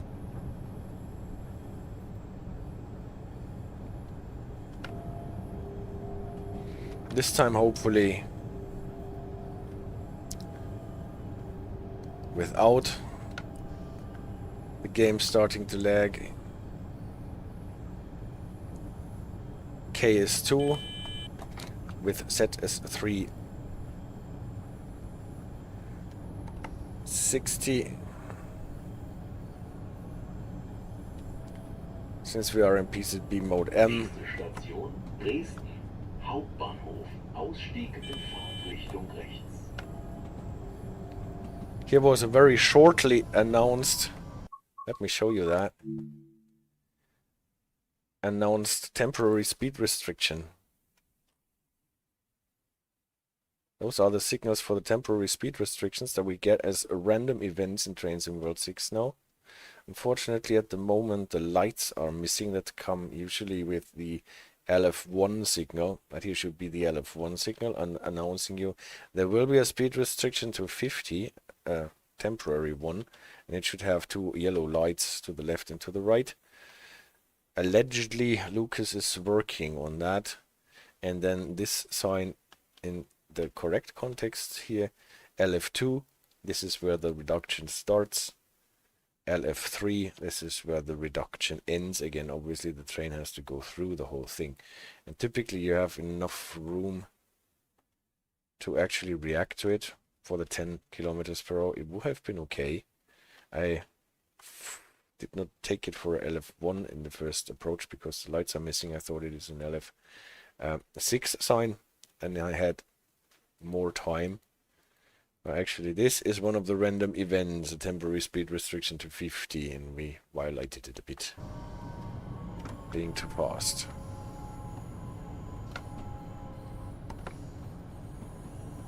I hope we will get the lights for the LF1, and then all is cool.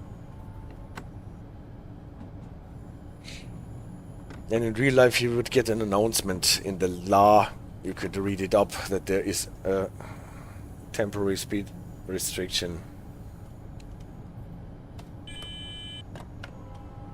Now we got already the 500 Hertz. We need to slow down to 40 and PZBO within 153 meters. But since we are slow enough anyway,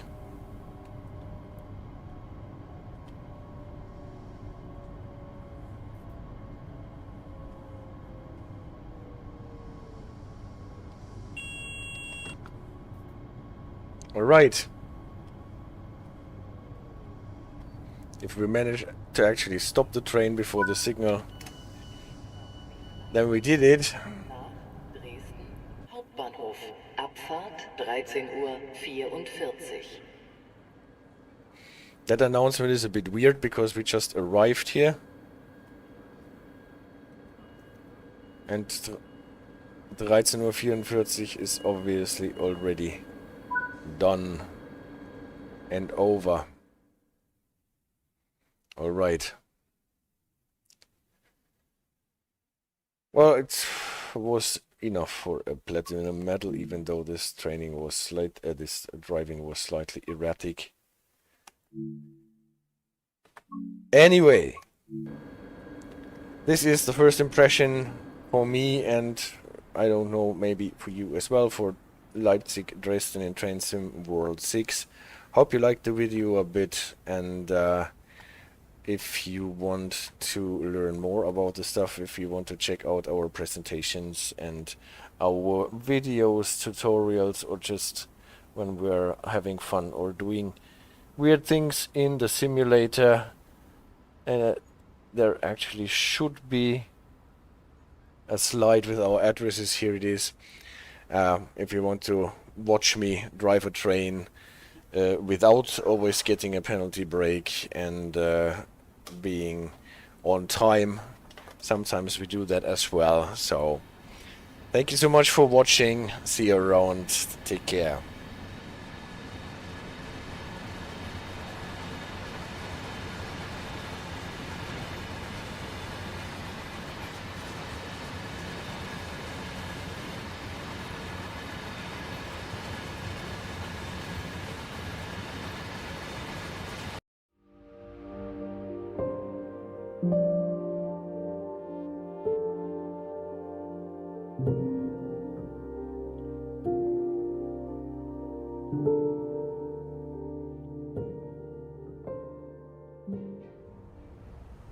Welcome aboard, friends. Tintin57 here, and today we're rewinding the clock to the 70s and 80s. Long before virtual train cabs and simulator setups, there was just one field in Preston, St Anthony's School Field. That's where I fell in love with the railway.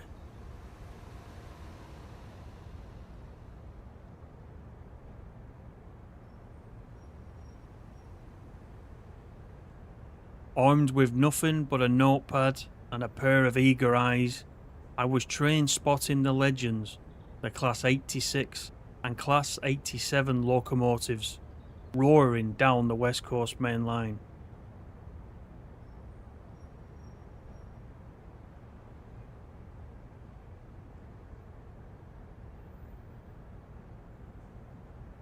St Anthony's Field was something special.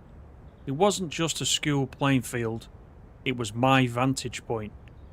While others ran after footballs, I was scanning the horizon, waiting, watching. And when the overhead wires began to sing, I knew an electric beast was about to fly past. That's when the magic hit, the thunderous entry of a Class 86 or 87. The thrill was unmatched.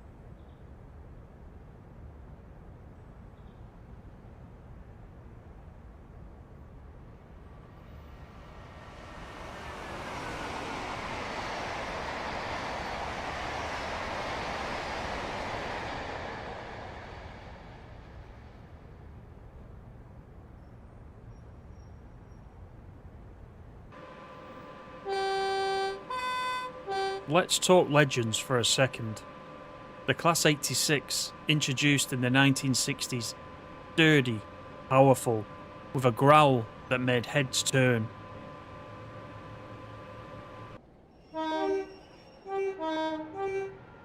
Then came the Class 87, faster, sleeker, purpose-built for speed.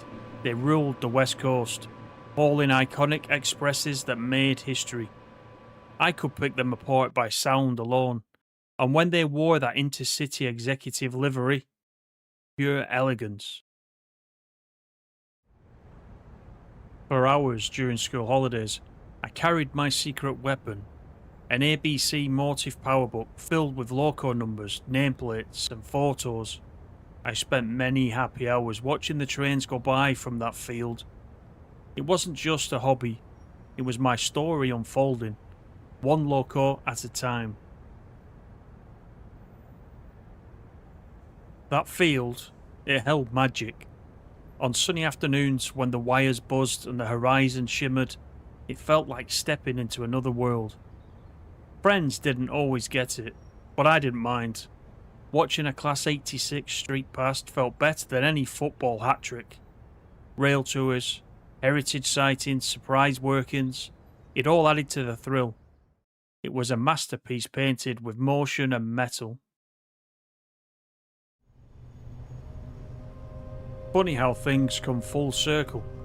Today, when I drive a virtual Class 86 or 87 in Trainsim World, it's not just pixels. It's that kid in Preston with a pencil and a book. Those early days shaped everything, from passion to profession, from field to YouTube channel. The locomotives gave me a story, and now I get to share it with you.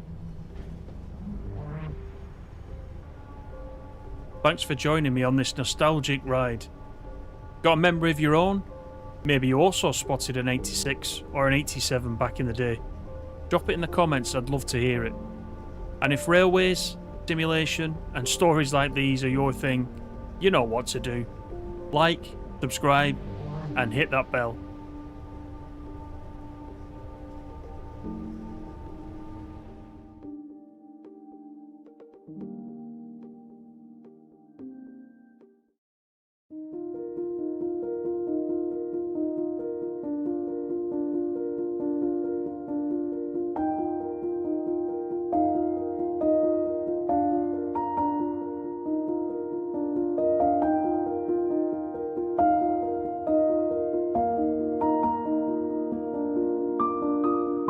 Welcome aboard everyone.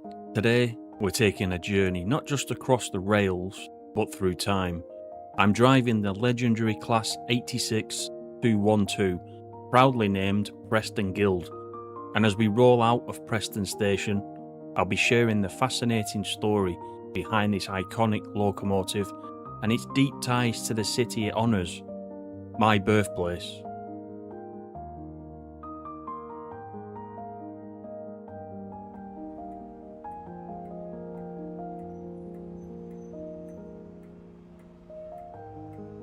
The Class 86 was born in the 1960s, a product of British Rail's push to modernise the West Coast Main Line. Built between 1965 and 1966, these electric locomotives replaced steam on key intercity routes. With 100 units constructed, they became the backbone of electric traction in Britain.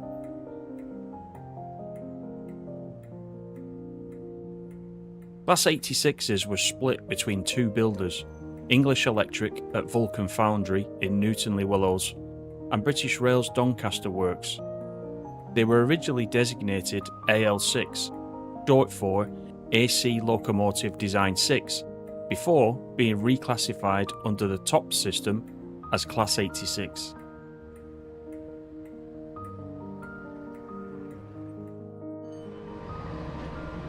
Under the hood, Class 86 packed serious power, with outputs ranging from 3,600 to 5,000 horsepower.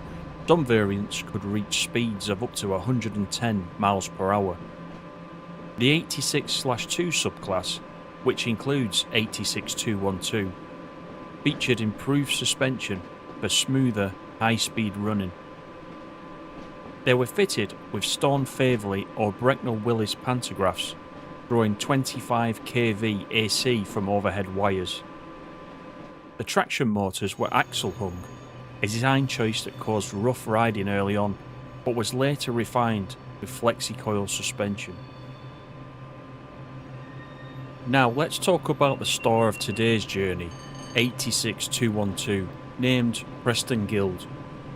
Originally numbered E3151, this locomotive was built by English Electric and renumbered in 1973. The name Preston Guild commemorates the city's historic civic celebration, held every 20 years since 1179. The naming ceremony took place at Preston Station on May the 8th, 1979, a proud moment for the city and its railway heritage. The Guild is a symbol of tradition, unity and progress, values that this locomotive carried across the rails for decades. Throughout its career, 86212 hauled both passenger and freight services across the UK. It served during the golden age of Intercity, wearing the iconic BI blue and later the Intercity Swallow livery. It was a regular on the West Coast Main Line, connecting cities like London, Birmingham, Manchester, and of course, Preston. In the early 2000s, as new attraction like the Class 90 and Pendolino units took over, 86212 was retired from service. But its story didn't end there. It was repurposed as a stationary carriage heater at East Ham, continuing to serve the railway in a quiet but vital role. As I guide 86212 along this route in Train Sim World, I'm reminded of the thousands of journeys it made in real life. The hum of the traction motors, the rhythm of the rails. It's more than simulation, it's a tribute. Whether you're a rail fan, a historian, or just someone who loves the immersive world of Train Sim World, driving this locomotive is a chance to connect with Britain's railway legacy.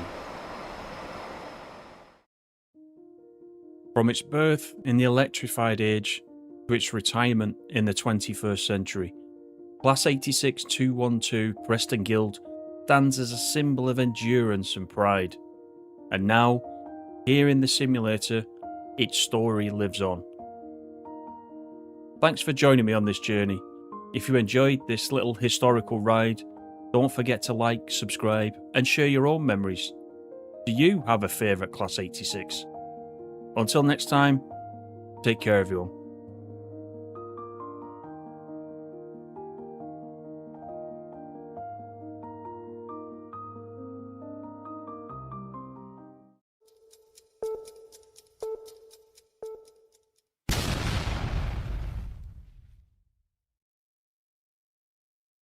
Servus, liebe Community. Herzlich willkommen auf meinem YouTube-Kanal Southwest Studio. Hier gibt es allerlei Simulationen, nicht nur Train Sim World, sondern auch mal ja, ETS, ATS und so weiter. Aber auch mal ganz was anderes. Also wie gesagt, es ist ein gemischter Kanal. So, ich habe hier extra für DTG heute mal ein Szenario erstellt. Und zwar auf der pfälzischen Ludwigsbahn. Was mich mit der verbindet, ist, dass ich durch Ludwigshafen fahre und das meine Heimatstadt ist, wo ich aufgewachsen bin. Da lebe ich heute nicht mehr, aber wie gesagt, geboren und aufgewachsen. Schön, dass man da durchfahren kann. Und da habe ich mal was erstellt. Und zwar habe ich mir gedacht, mal eine Überführung einer Zweier G6 brandneu nach Hochspeyer zu überführen. Und zwar von Mannheim aus. So, in diesem Sinne, lehnt euch zurück, genießt die Show, let's go. So, wie gesagt, DB G6 Rangierlokomotive, 126,4 Tonnen, 2 Stück, 20 Meter insgesamt, von Mannheim, Bahnsteig 8 nach Hochspeyer, Bahnsteig 2. Wir beginnen. Und hier können wir schon mal auf Vorwärts drücken, dann gehen wir hier rum. Wir fahren natürlich mit PCB. Wenn wir hier mal weiter runter gehen, dann können wir das auch ganz einschalten. Klappe wieder zu. Affe tot. So. Und die SIFA. Hier steht zum Beispiel SIFA. Da steht PZB Störschalter dran. Und hier steht auch PZB Schalterklappe dran. Ist aber die SIFA hier. Okay. Die Spitzenbeleuchtung steht auf automatisch. Gucken wir uns gleich an. Die Federspeicherbremse ist gelöst. Batterieschalter ist ein. Motor. Man hört ihn schon. Aber wenn man nochmal auf Start drückt, hört man nochmal, wie er anspringt. Sehr cool.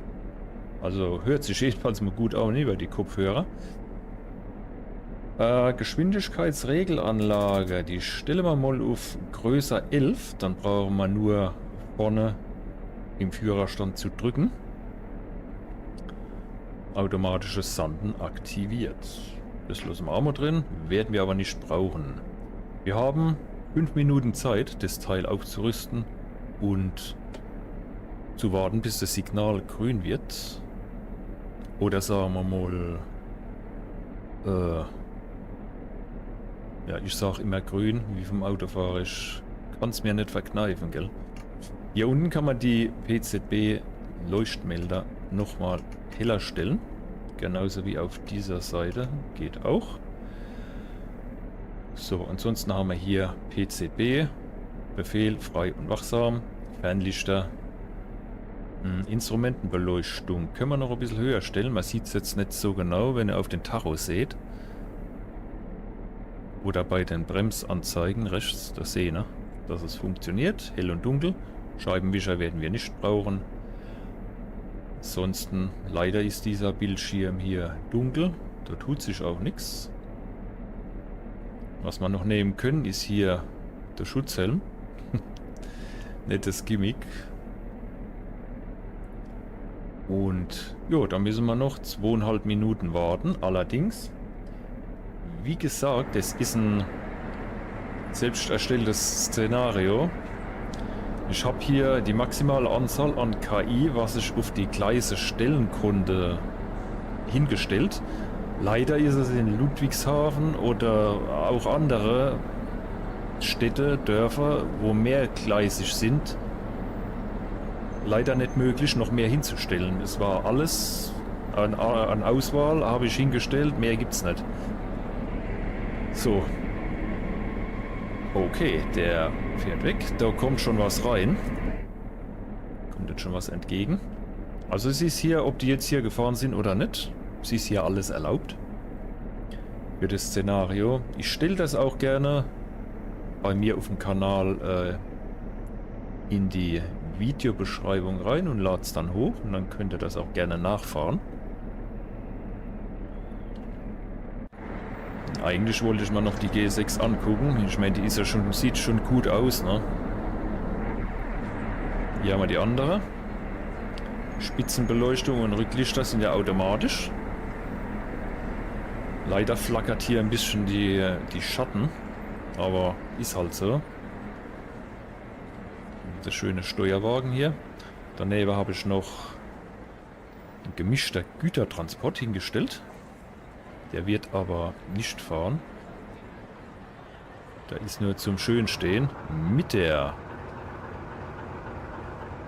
eigentlich schönen 204, die aber jetzt auch nicht wirklich hätte man schöner gestalten können.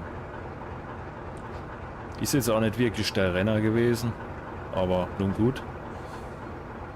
Hier haben wir noch die 218.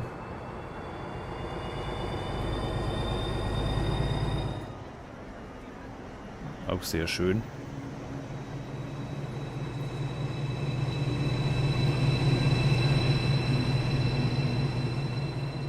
So, wir sind gleich dran. Da hinten haben wir noch einen leeren Güterwagen. Oder Autotransportwagen, sagen wir mal so. Da drüben steht noch ein ICE. Die S-Bahn, die hier weggefahren ist vorhin, die fährt dann vor uns her. Würde ich mal behaupten. Und dann ist das Signal umgesprungen und wir düsen los. Und von der Geräuschkulisse her ist die schon, finde ich die schon cool. So, wir befreien uns mal raus. 40 sind erlaubt.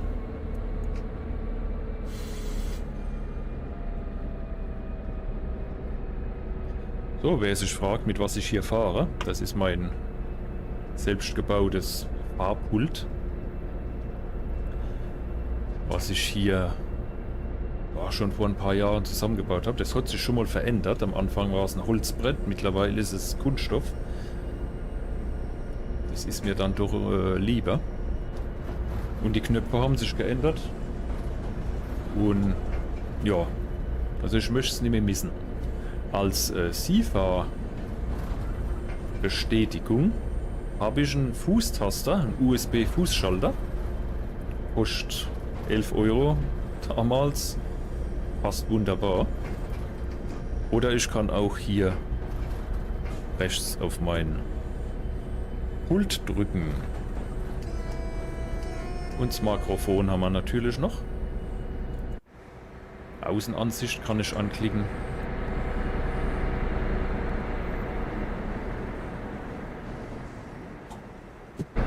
Was man bei der G6 natürlich machen kann, ist wieder rausgucken und sich vorne draufstellen. Für Rangierarbeiten. Auch eine schöne Aussicht, finde ich. Kann man lassen. Aber irgendwie werde ich immer langsamer, gell? Ich muss mal ein bisschen Stoff geben hier.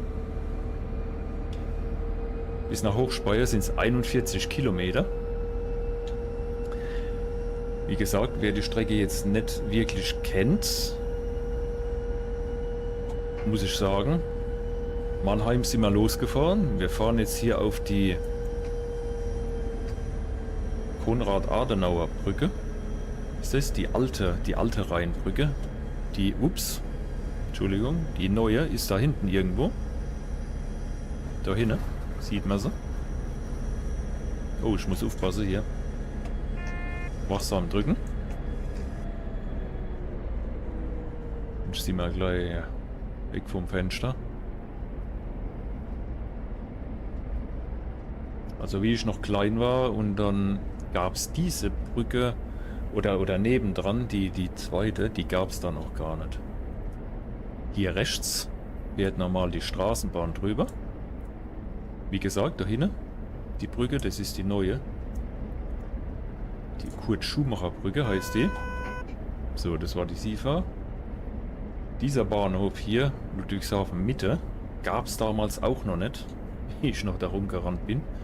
Dann haben sie auch Anfang der 2000er erst schon mal dahin, hingebaut. Signal ist gerade umgeschalten auf HP 1. Da kommt eine 101er entgegen. Passt wieder wie die Faust aufs Auge. Sehr schön.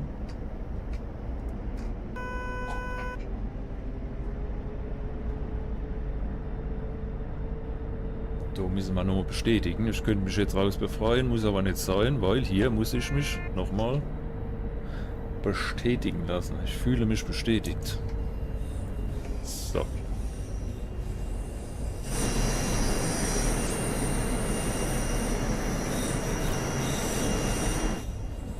Hier rechts die Hochstraße für die Kfz, für die Fahrzeuge, die im Moment abgerissen wird, weil alles baufällig.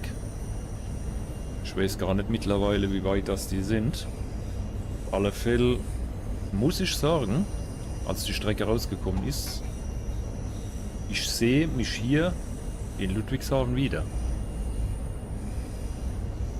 Das kann man natürlich auch nur sagen, wenn man wirklich da ja, gewohnt hat, aufgewachsen ist. Muss ich sagen, das hier ist alles, das stimmt alles hier.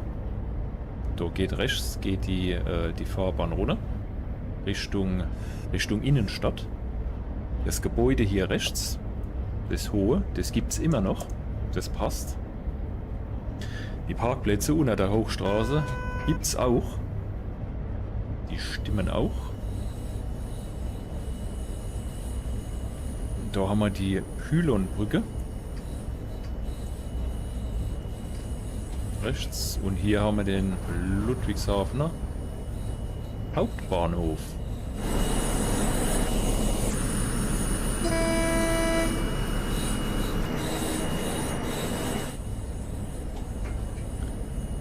Wo ich auch von 1988 bis 92 gelernt habe. Und zwar haben wir da hinten die Lehrwerkstatt. Ich muss schon wieder bestätigen, sorry. So, da hinten haben wir die Lehrwerkstatt. Da war auch die Kantine dabei. Das Gebäude sieht nicht aus wie die Lehrwerkstatt damals, muss ich sagen. Ist halt so. Hier haben wir die Wagenwerkstatt. Da habe ich drin gearbeitet. Eine Zeit lang. Als Industriemechaniker. Herrgott, noch einmal, was da mit der Kamera jetzt. So. Und ja, war eine schöne Zeit, war eine schöne Erfahrung. Bin aber da jetzt schon länger nicht mehr. So, was haben wir denn hier? Der Steuerwagen und der 101er. Expert.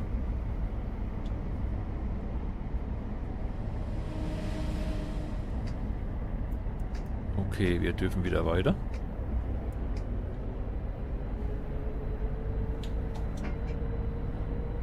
Also das hat auf jeden Fall alles mal so gepasst. Wirklich cool. Hier die Wagenwerkstatt.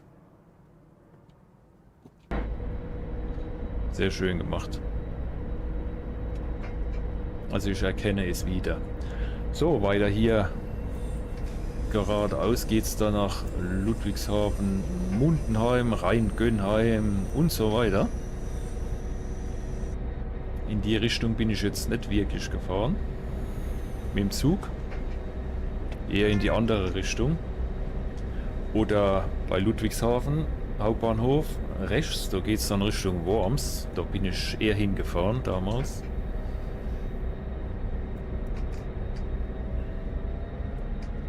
Und hatte natürlich auch, wie ich noch dort war, schon in der Lehrwerkstatt Freifahrten.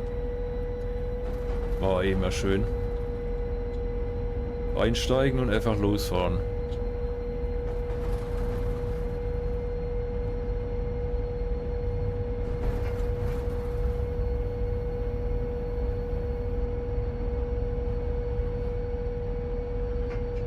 So, Ludwigshafen-Mundenheim haben wir hier. Ich würde es noch echt begrüßen, wenn man da rechts oben im HUD, zum Beispiel wenn man da durch den Bahnhof fährt, den Namen des Bahnhofs angezeigt bekommt.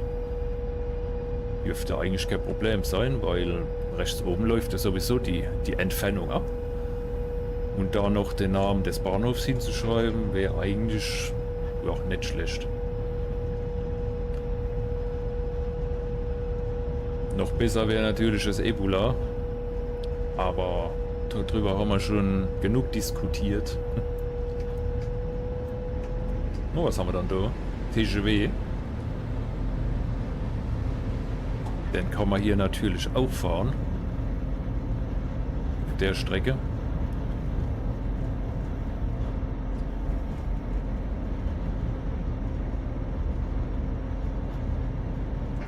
So, die G6, die ist hier angegeben mit maximal 80 sogar, nicht 85, 80 km/h.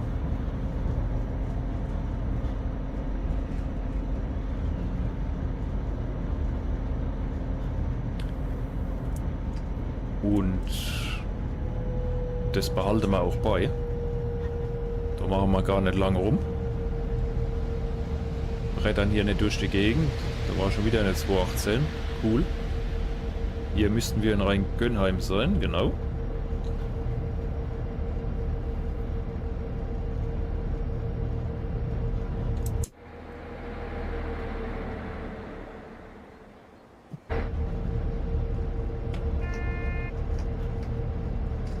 So.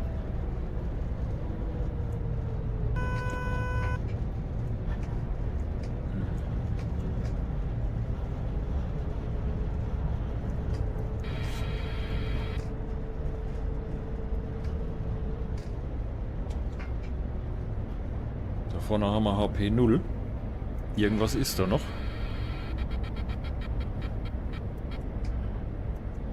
Oh, gut.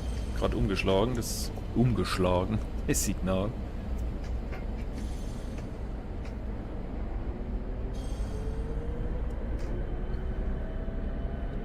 Also wie gesagt, bei dem Szenario habe ich so viel reingemacht wie geht. Und vor allem,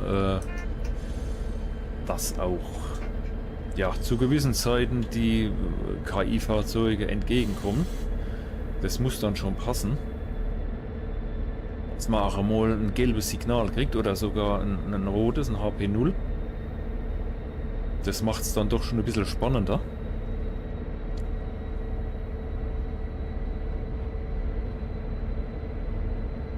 Aber es ist auch, wie gesagt, es ist mal auch bei den Szenarien oder bei den Fahrplanfahrten immer noch ein bisschen zu wenig los der Strecke, immer noch. Vor allem hat es immer noch Bugs drin, ist leider so, aber das haben die anderen Strecken auch.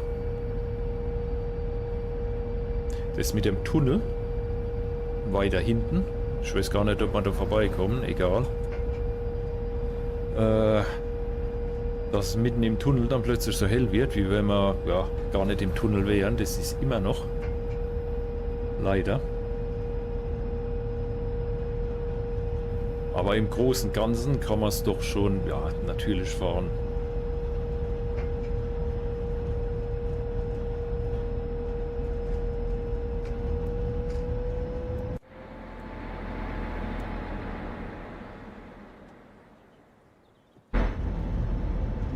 So, wie sieht es denn aus da mit mal ein bisschen anderer Perspektive hier?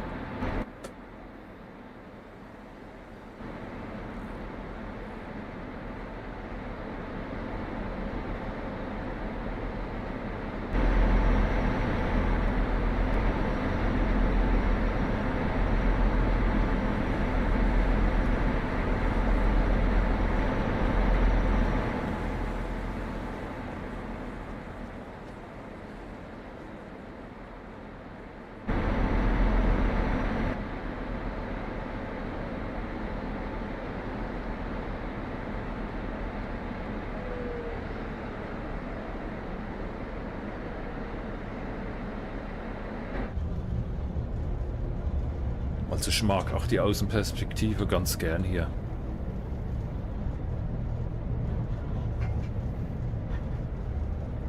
So, nach rechts und links gucken geht natürlich auch über das Fahrpult, das kann man auch so einstellen.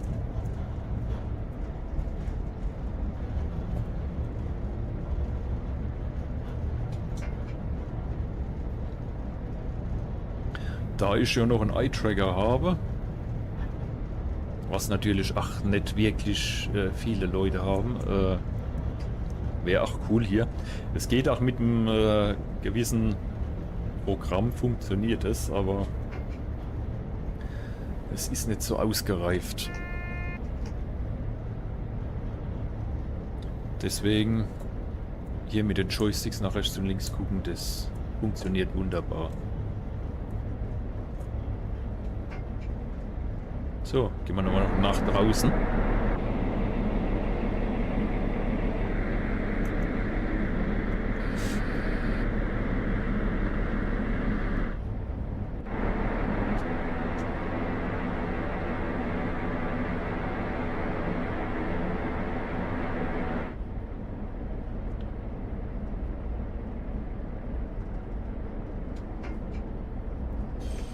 Okay, Signal hat wieder HP1. Auf geht's.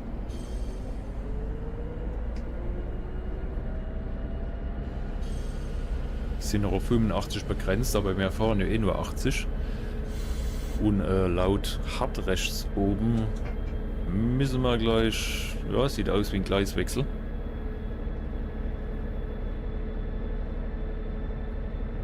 Ich finde es echt schade, dass wenn man hier ein Szenario erstellt, das war auch schon bei den Vorgängerversionen so, dass man hier die Abfahrten immer nur 5 Minutenweise immer noch eingeben kann. Man kann es ein bisschen austricksen, indem man entweder Güterverkehr anklickt oder Personenverkehr.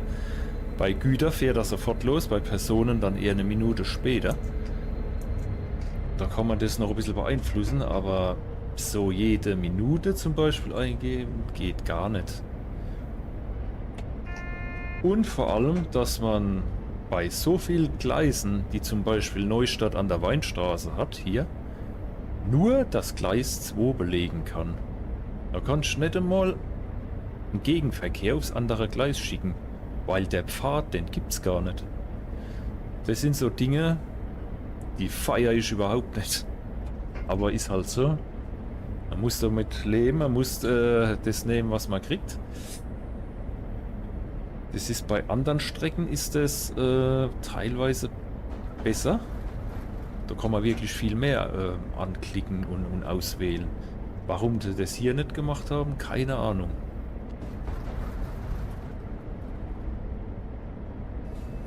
Aber wir wollen hier nicht rummeckern, großartig, sondern die Eisenbahn feiern, die 200 Jahre. Die jetzt demnächst kommen.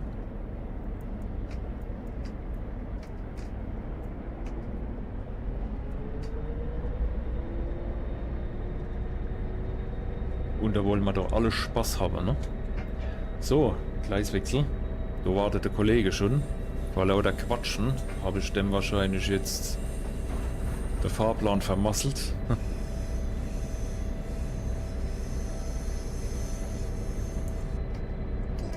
Servus. Die allseits beliebten Dostos Doppelstockwagen.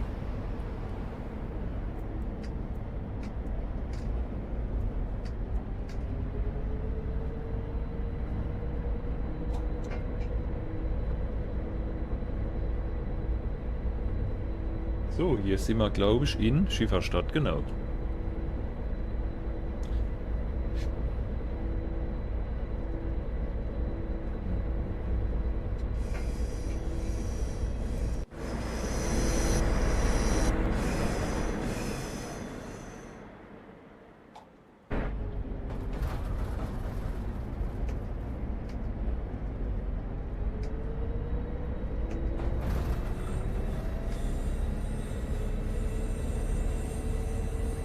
So, jetzt geben wir mal wieder Dostos.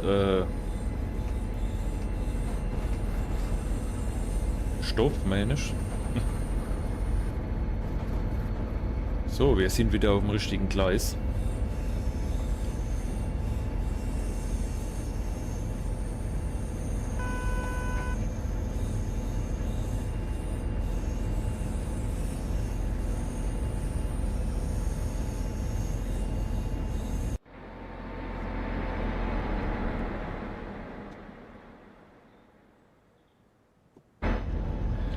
Was bei gewissen Durchfahrten hier auch noch nicht ganz passt, ist, dass die Fahrzeuge auf der Straße, die Autos, teilweise immer noch auf der falschen Seite fahren.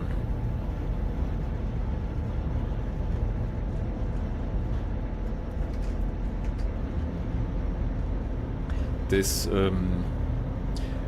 finde ich persönlich jetzt aber nicht so tragisch.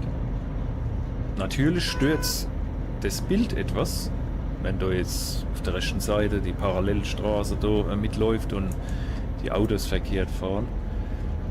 Auf der anderen Seite ja, soll man sich hier halt auf die Züge konzentrieren und aufs Fahren.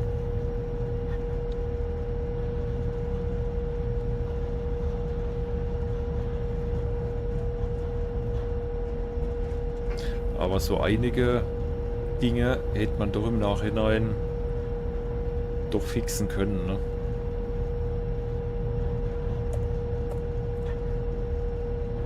Ich bin zwar jetzt seit einiger Zeit ja, DTG-Partner im Partnerprogramm drin, aber wenn mich was stört, dann sage ich das trotzdem.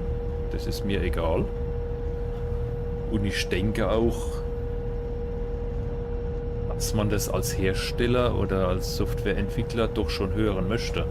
Ob es dann gemacht wird, ist natürlich was anderes, ne?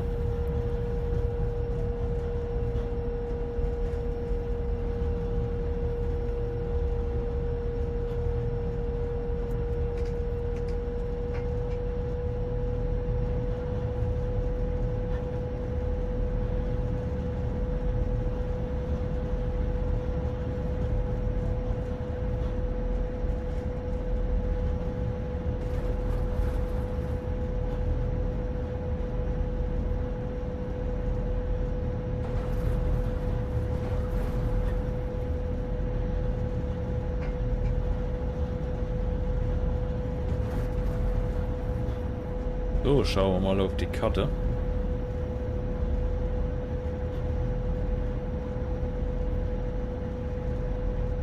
Kommt schon der nächste KI-Zug gleich entgegen.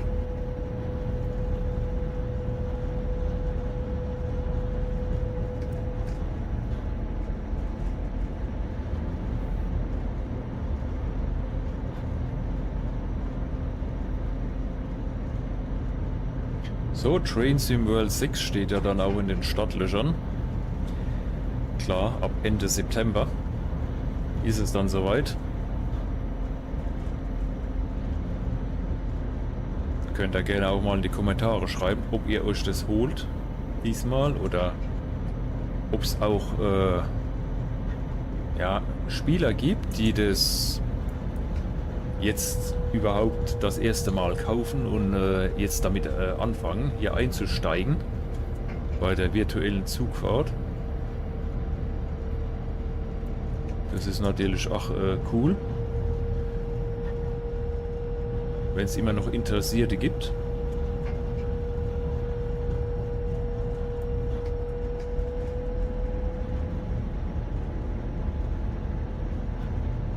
Soll ja auch dann eine neue Strecke rauskommen, irgendwann demnächst, also nicht zum Release, sondern eher später. Stuttgart-Heilbronn, da bin ich auch sehr gespannt drauf. Ist mal eine ganz andere Ecke. Deutschland.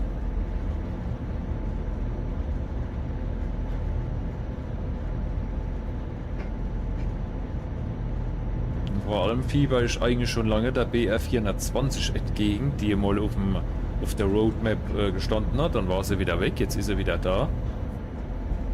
Die mag ich auch sehr gern. Da bin ich auch mal echt gespannt.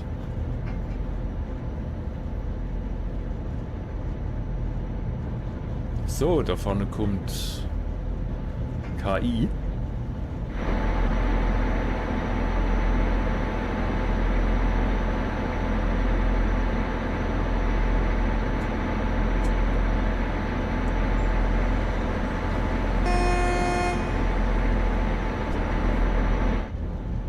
Sehr schön.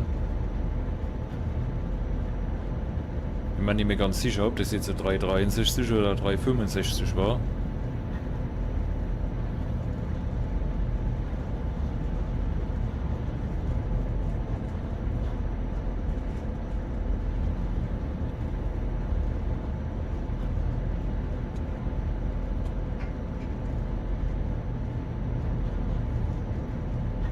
Da kommt der nächste Bahnhof.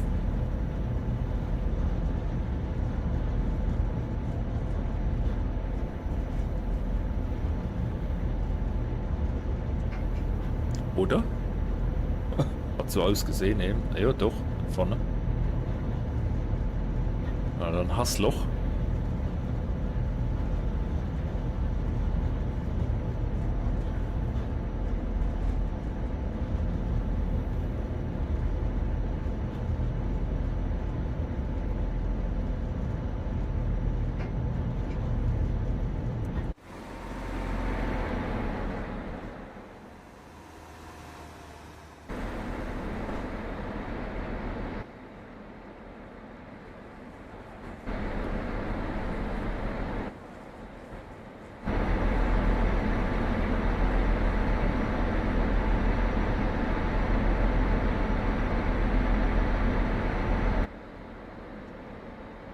Sieht da immer gut aus mit dem drehenden Lüfter, finde ich.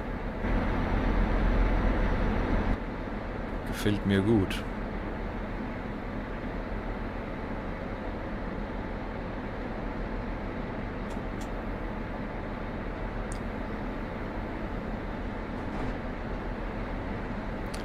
Ich meine, der Hersteller von der G6 ist die Firma Vossloh. Bin mir nur nicht mehr ganz sicher.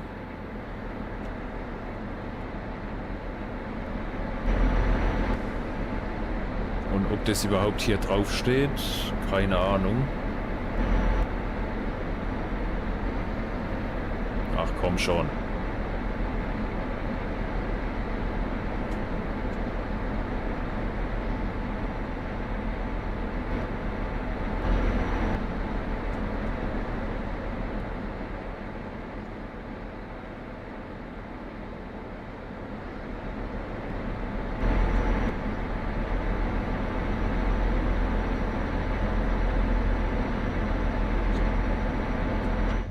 Kann man immer schöne Bilder einfangen hier. Oder auch mal einen Short draus machen. So zwischen, ja, sagen wir mal, Ludwigshafen und Neustadt ist eigentlich ziemlich öde. Rechts und links nur Ackerfläche, paar Firmen, das war's. Das ist aber halt auch wirklich so. Da ist nicht wirklich mehr. Gibt's hier nicht.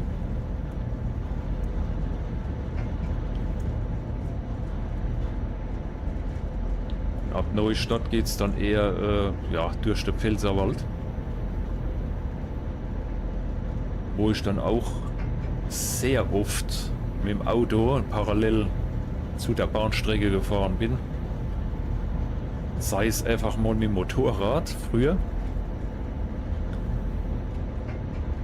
Zum Johanneskreuz oder ja, als ich umgezogen bin in die Richtung, habe ich die Strecke auch oft gefahren.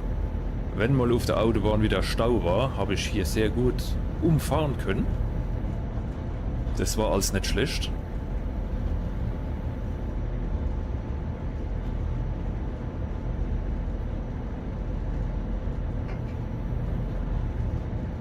Das hätte ich mir noch gewünscht, dass die Pfälzische Ludwigsbahn hier hinter Kaiserslautern noch bis, ich glaube, die ging bis Homburg damals. Das wäre auch nicht schlecht gewesen. Aber das ist dann schon wieder ein anderes Bundesland. Ich weiß nicht, ob sie das wollten, keine Ahnung. So, was haben wir hier? Eine S-Bahn kommt entgegen.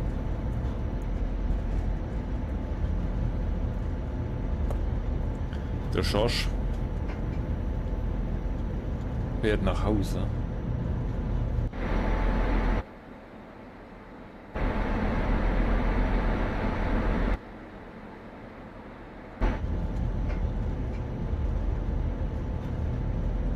So, wenn es euch gefällt, dann könnt ihr ja gerne Like da lassen, abonnieren, Glocke nicht vergessen. Dann verpasst ihr auch nichts mehr. Würde mich freuen. Und hier müssen wir den Lied schon wieder bestätigen.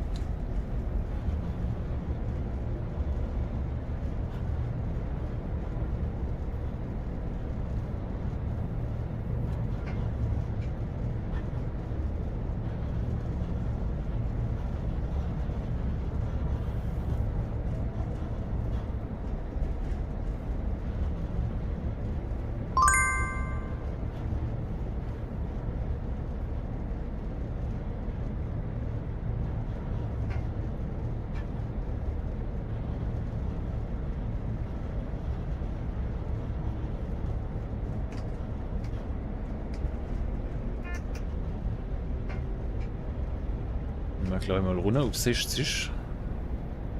Wenn wir hier gleich noch einen Gleiswechsel haben. Ist auch eine schöne Durchfahrt hier.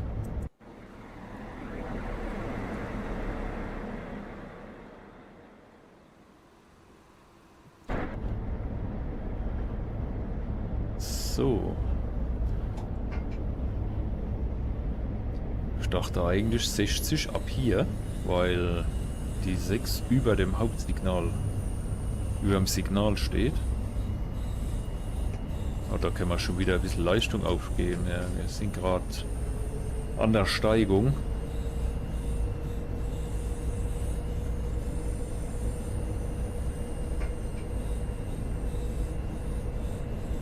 Da haben wir noch einmal die 60 dann. Bestätigen wir mal. Hätte ich zwar nicht gemusst, aber ich habe es gesehen, ne? Ich habe es gesehen.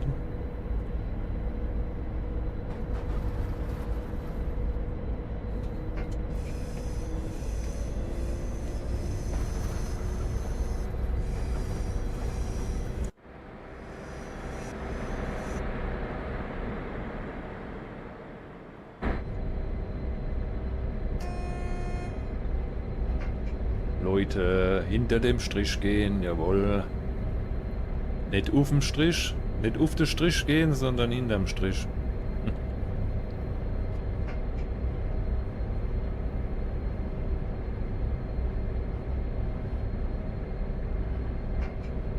So, wir kommen jetzt nach Neustadt. An der Weinstraße.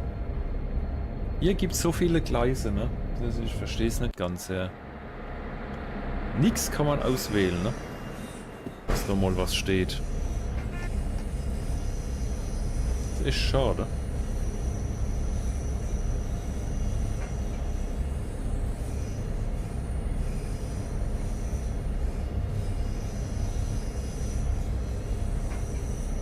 Vorne haben wir ein schönes Reiterstellwerk.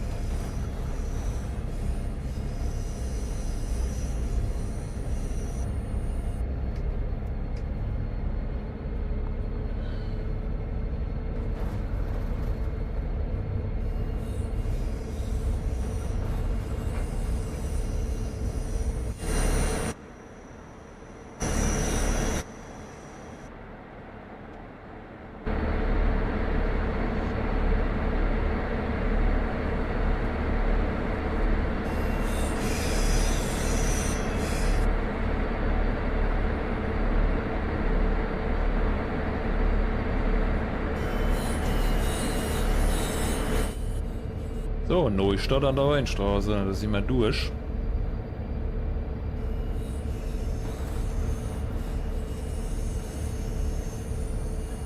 Bis nach Hochspeyer haben wir noch 20 Kilometer.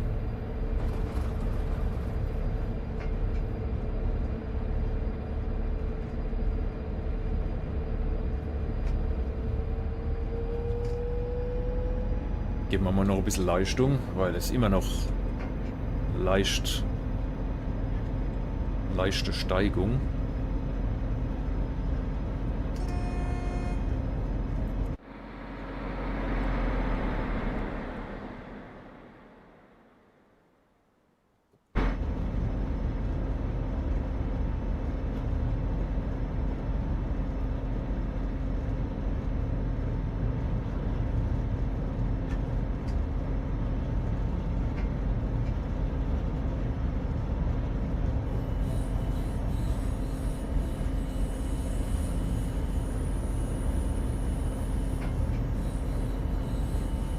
So, wie sieht's aus mit der KI?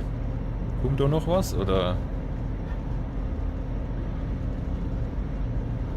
Sollte eigentlich.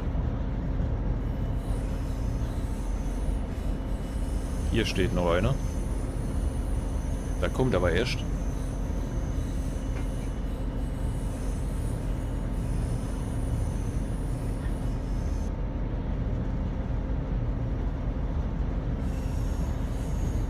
Wir stellen uns mal auf die Kanzel vorne.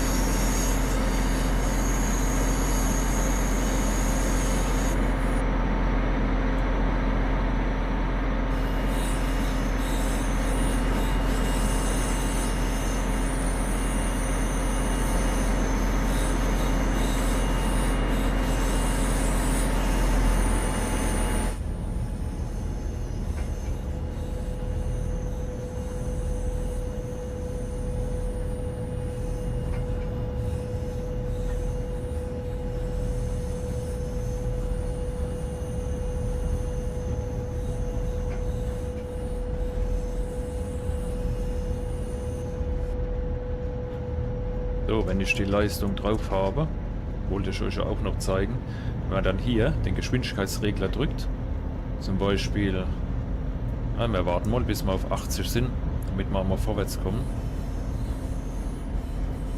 Vorausgesetzt, man hat am Anfang, wie ich es gemacht habe, den Geschwindigkeitsregler auf Größe 11 gestellt.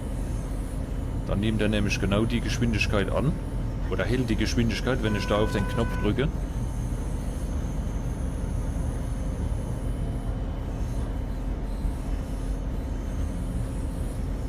Nehmen wir einfach mal die 78 an jetzt. Genau. Dann regelt das Ding nämlich automatisch. Und hier haben wir natürlich auch noch das Fernlicht.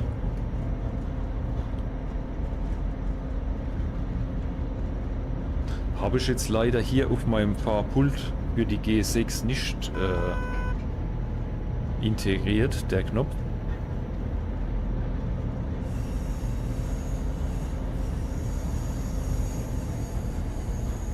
So, und jetzt regelt sie natürlich, bis ich die Leistung oder die Bremse den Hebel bewege, und dann geht der Tempomat, ich sag mal Tempomat, geht dann automatisch wieder aus. Und dann muss man wieder drücken.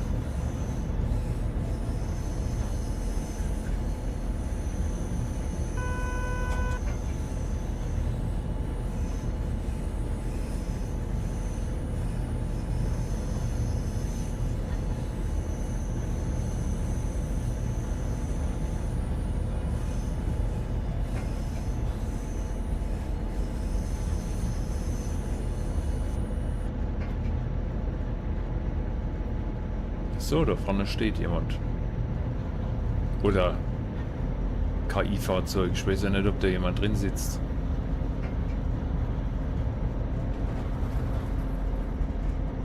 Ist doch ein Talent.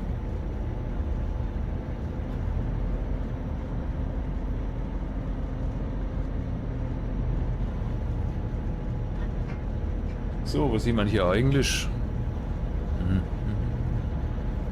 Lamprecht.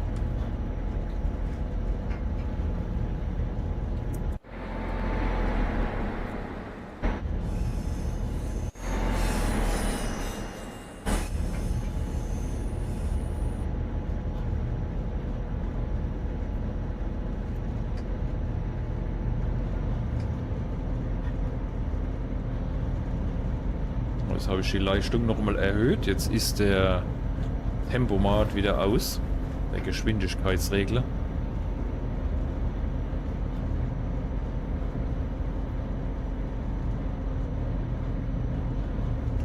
Können wir nochmal einschalten. Weil jetzt haben wir 81 erreicht gehabt. Dann kann er wieder regeln. Und mein Kaffee da links wird kalt, ne? Kann man natürlich nicht nehmen, schade. Aber Hauptsache wir haben am Anfang den Schutzhelm nehmen können, ne? Hat er den überhaupt an? Natürlich nicht.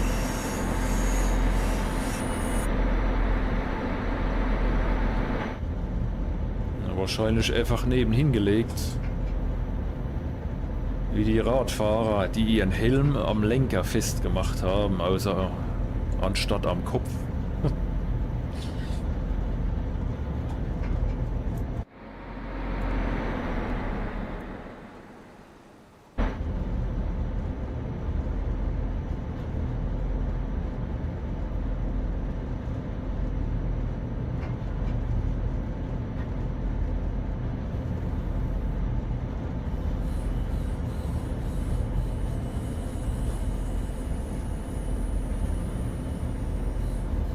So, 90er Begrenzung, aber da kommen wir hier nicht hin. Oh, sehr cool. Denn da die 194. Sehr schön.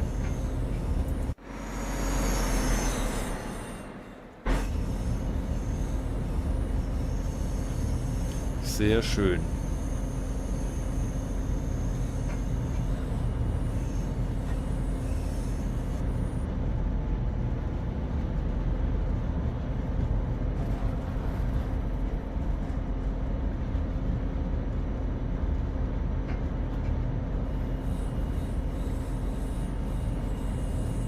Da haben wir noch 11 Kilometer bis Hochspeyer.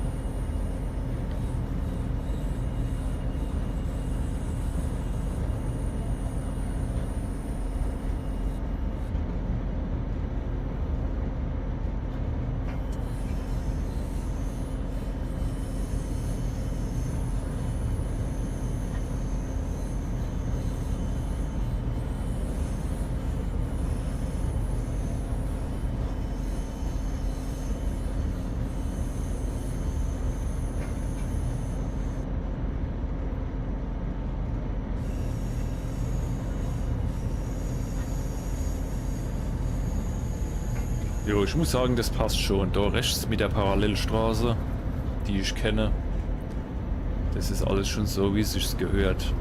Natürlich einzelne Gebäude und so, die sind dann, ja, natürlich nicht so originalgetreu, aber das ist, ich finde das nicht schlimm.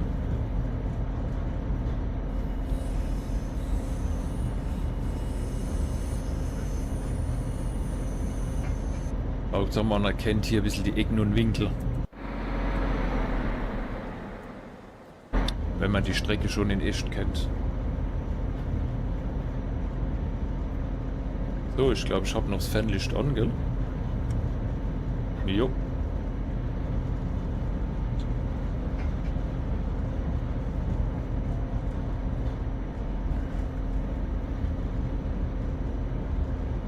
Was haben wir da? Achtung! Wer hat sie erkannt am Geräusch? Genau, die 187. Auch, Achtung jetzt, auch ein sehr schickes Gefährt. Sehr schick. Aber, ihr wisst genau, ich sage da jetzt nichts dazu. Mir gefällt die Bauweise richtig gut. Aber fahren mit der vom Sound her geht eigentlich nicht wirklich. Sehr schade drum.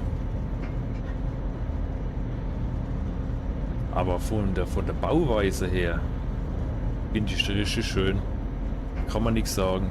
Und von der Bedienung eigentlich auch.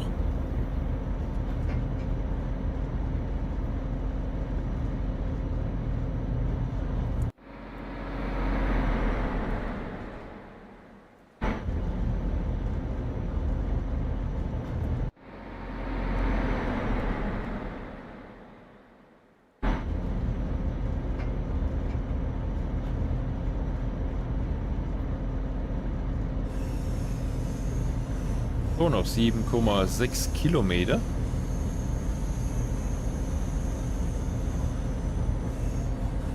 In so ungefähr 5 Meilen. Und hier sind wir, glaube ich, in ich weiß es nicht mehr.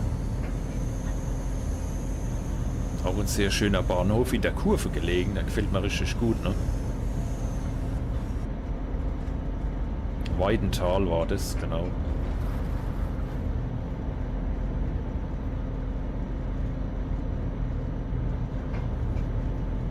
Ich glaube, da vorne ist das mit dem Grafikfehler. Oder kommen wir hier noch einmal aus dem Tunnel raus? Ne, hier kommen wir noch mal raus.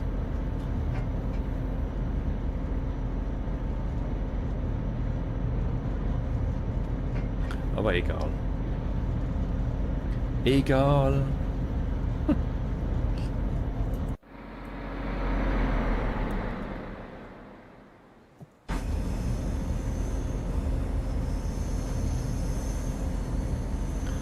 hält schon richtig gut hier mit dem Tempomat.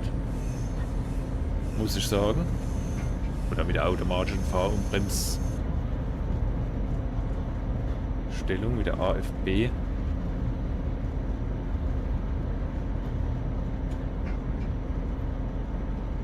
So, hier ist hier nur 80 erlaubt in der Kurve. Aber die haben wir ja drauf.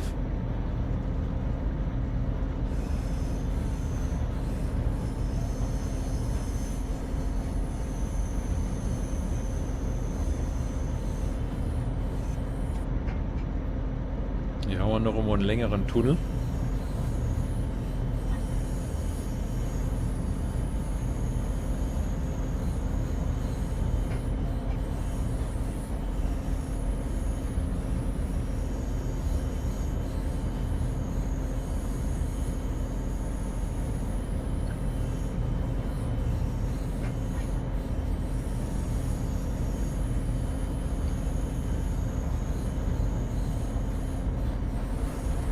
Ah, da kommt noch was. Wieder ein Steuerwagen.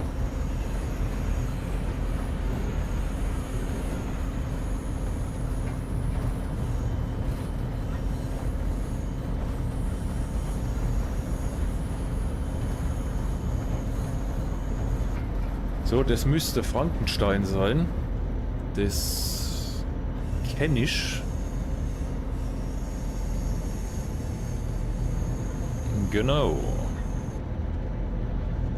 Weil da bin ich wirklich oft vorbeigefahren. Hier rechts parallel dann. Oh, Signal umgesprungen eben, sehe ich gerade. War nämlich die ganze Zeit Signal gelb. Ja, da wir hier ein bisschen langsamer gefahren sind und ist der vorausfahrende Zug natürlich schon ein bisschen weiter. Das ist natürlich auch immer so eine Sache, wenn man ein Szenario erstellt, ne? Wenn es einer nachfährt und der ein bisschen langsamer ist, und dann kommen die Züge ihm zum Beispiel nicht da entgegen, wo ich es eigentlich eingeplant habe. Das ist aber normal. Oder selbst wenn er noch schneller fährt als erlaubt, dann ist es natürlich in umgekehrter Reihenfolge genauso. Also wenn ich ein Szenario erstelle, dann gucke ich schon, dass ich die Geschwindigkeit einhalte. Dann kommen auch dort die Züge, wie ich sie eigentlich haben wollte. Na?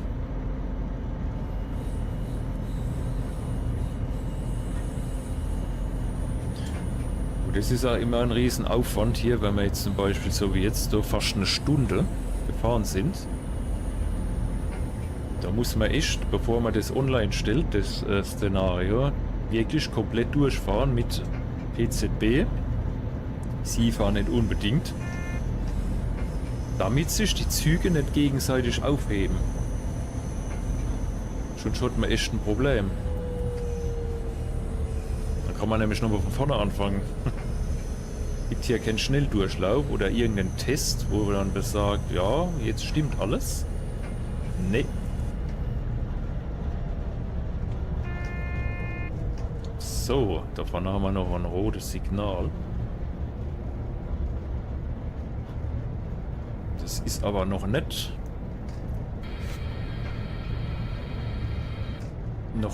bei Hochspeyer.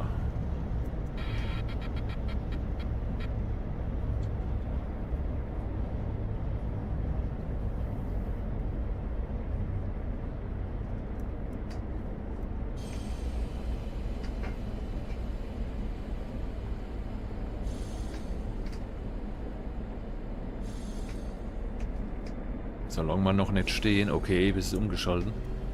Ich wollte gerade sagen, solange wir noch nicht stehen, gebe ich lieber noch mal ein bisschen Stoff. Aber es hat ja jetzt umgeschaltet. Das sieht man in der Überwachung in der 85er. Da war unser KI-Zug, der vorausfährt, war noch in Hochspeyer gestanden.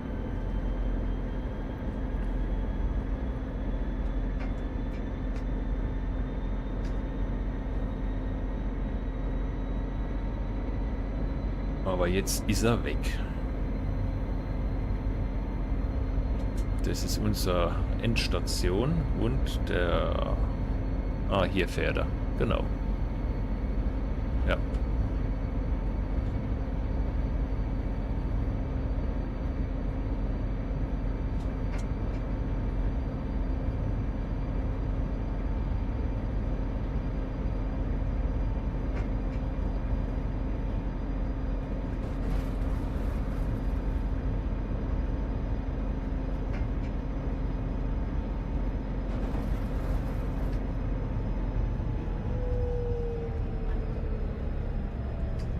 So, dann sind wir gleich in Hochspeier. Geben wir mal die richtig schönen beide G6, schon bezahlt natürlich, ab.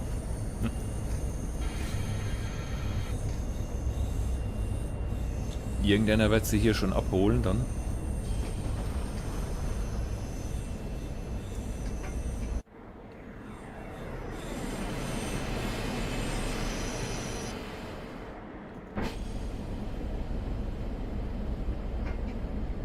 Ich habe hier immer noch das Fernlicht an, das machen wir natürlich mal aus.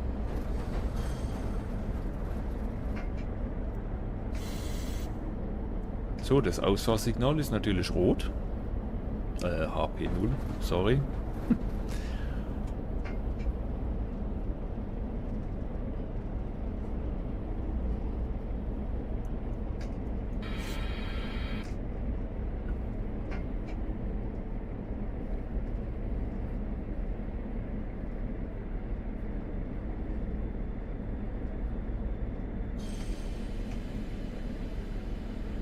Noch ein Stück vorfahren.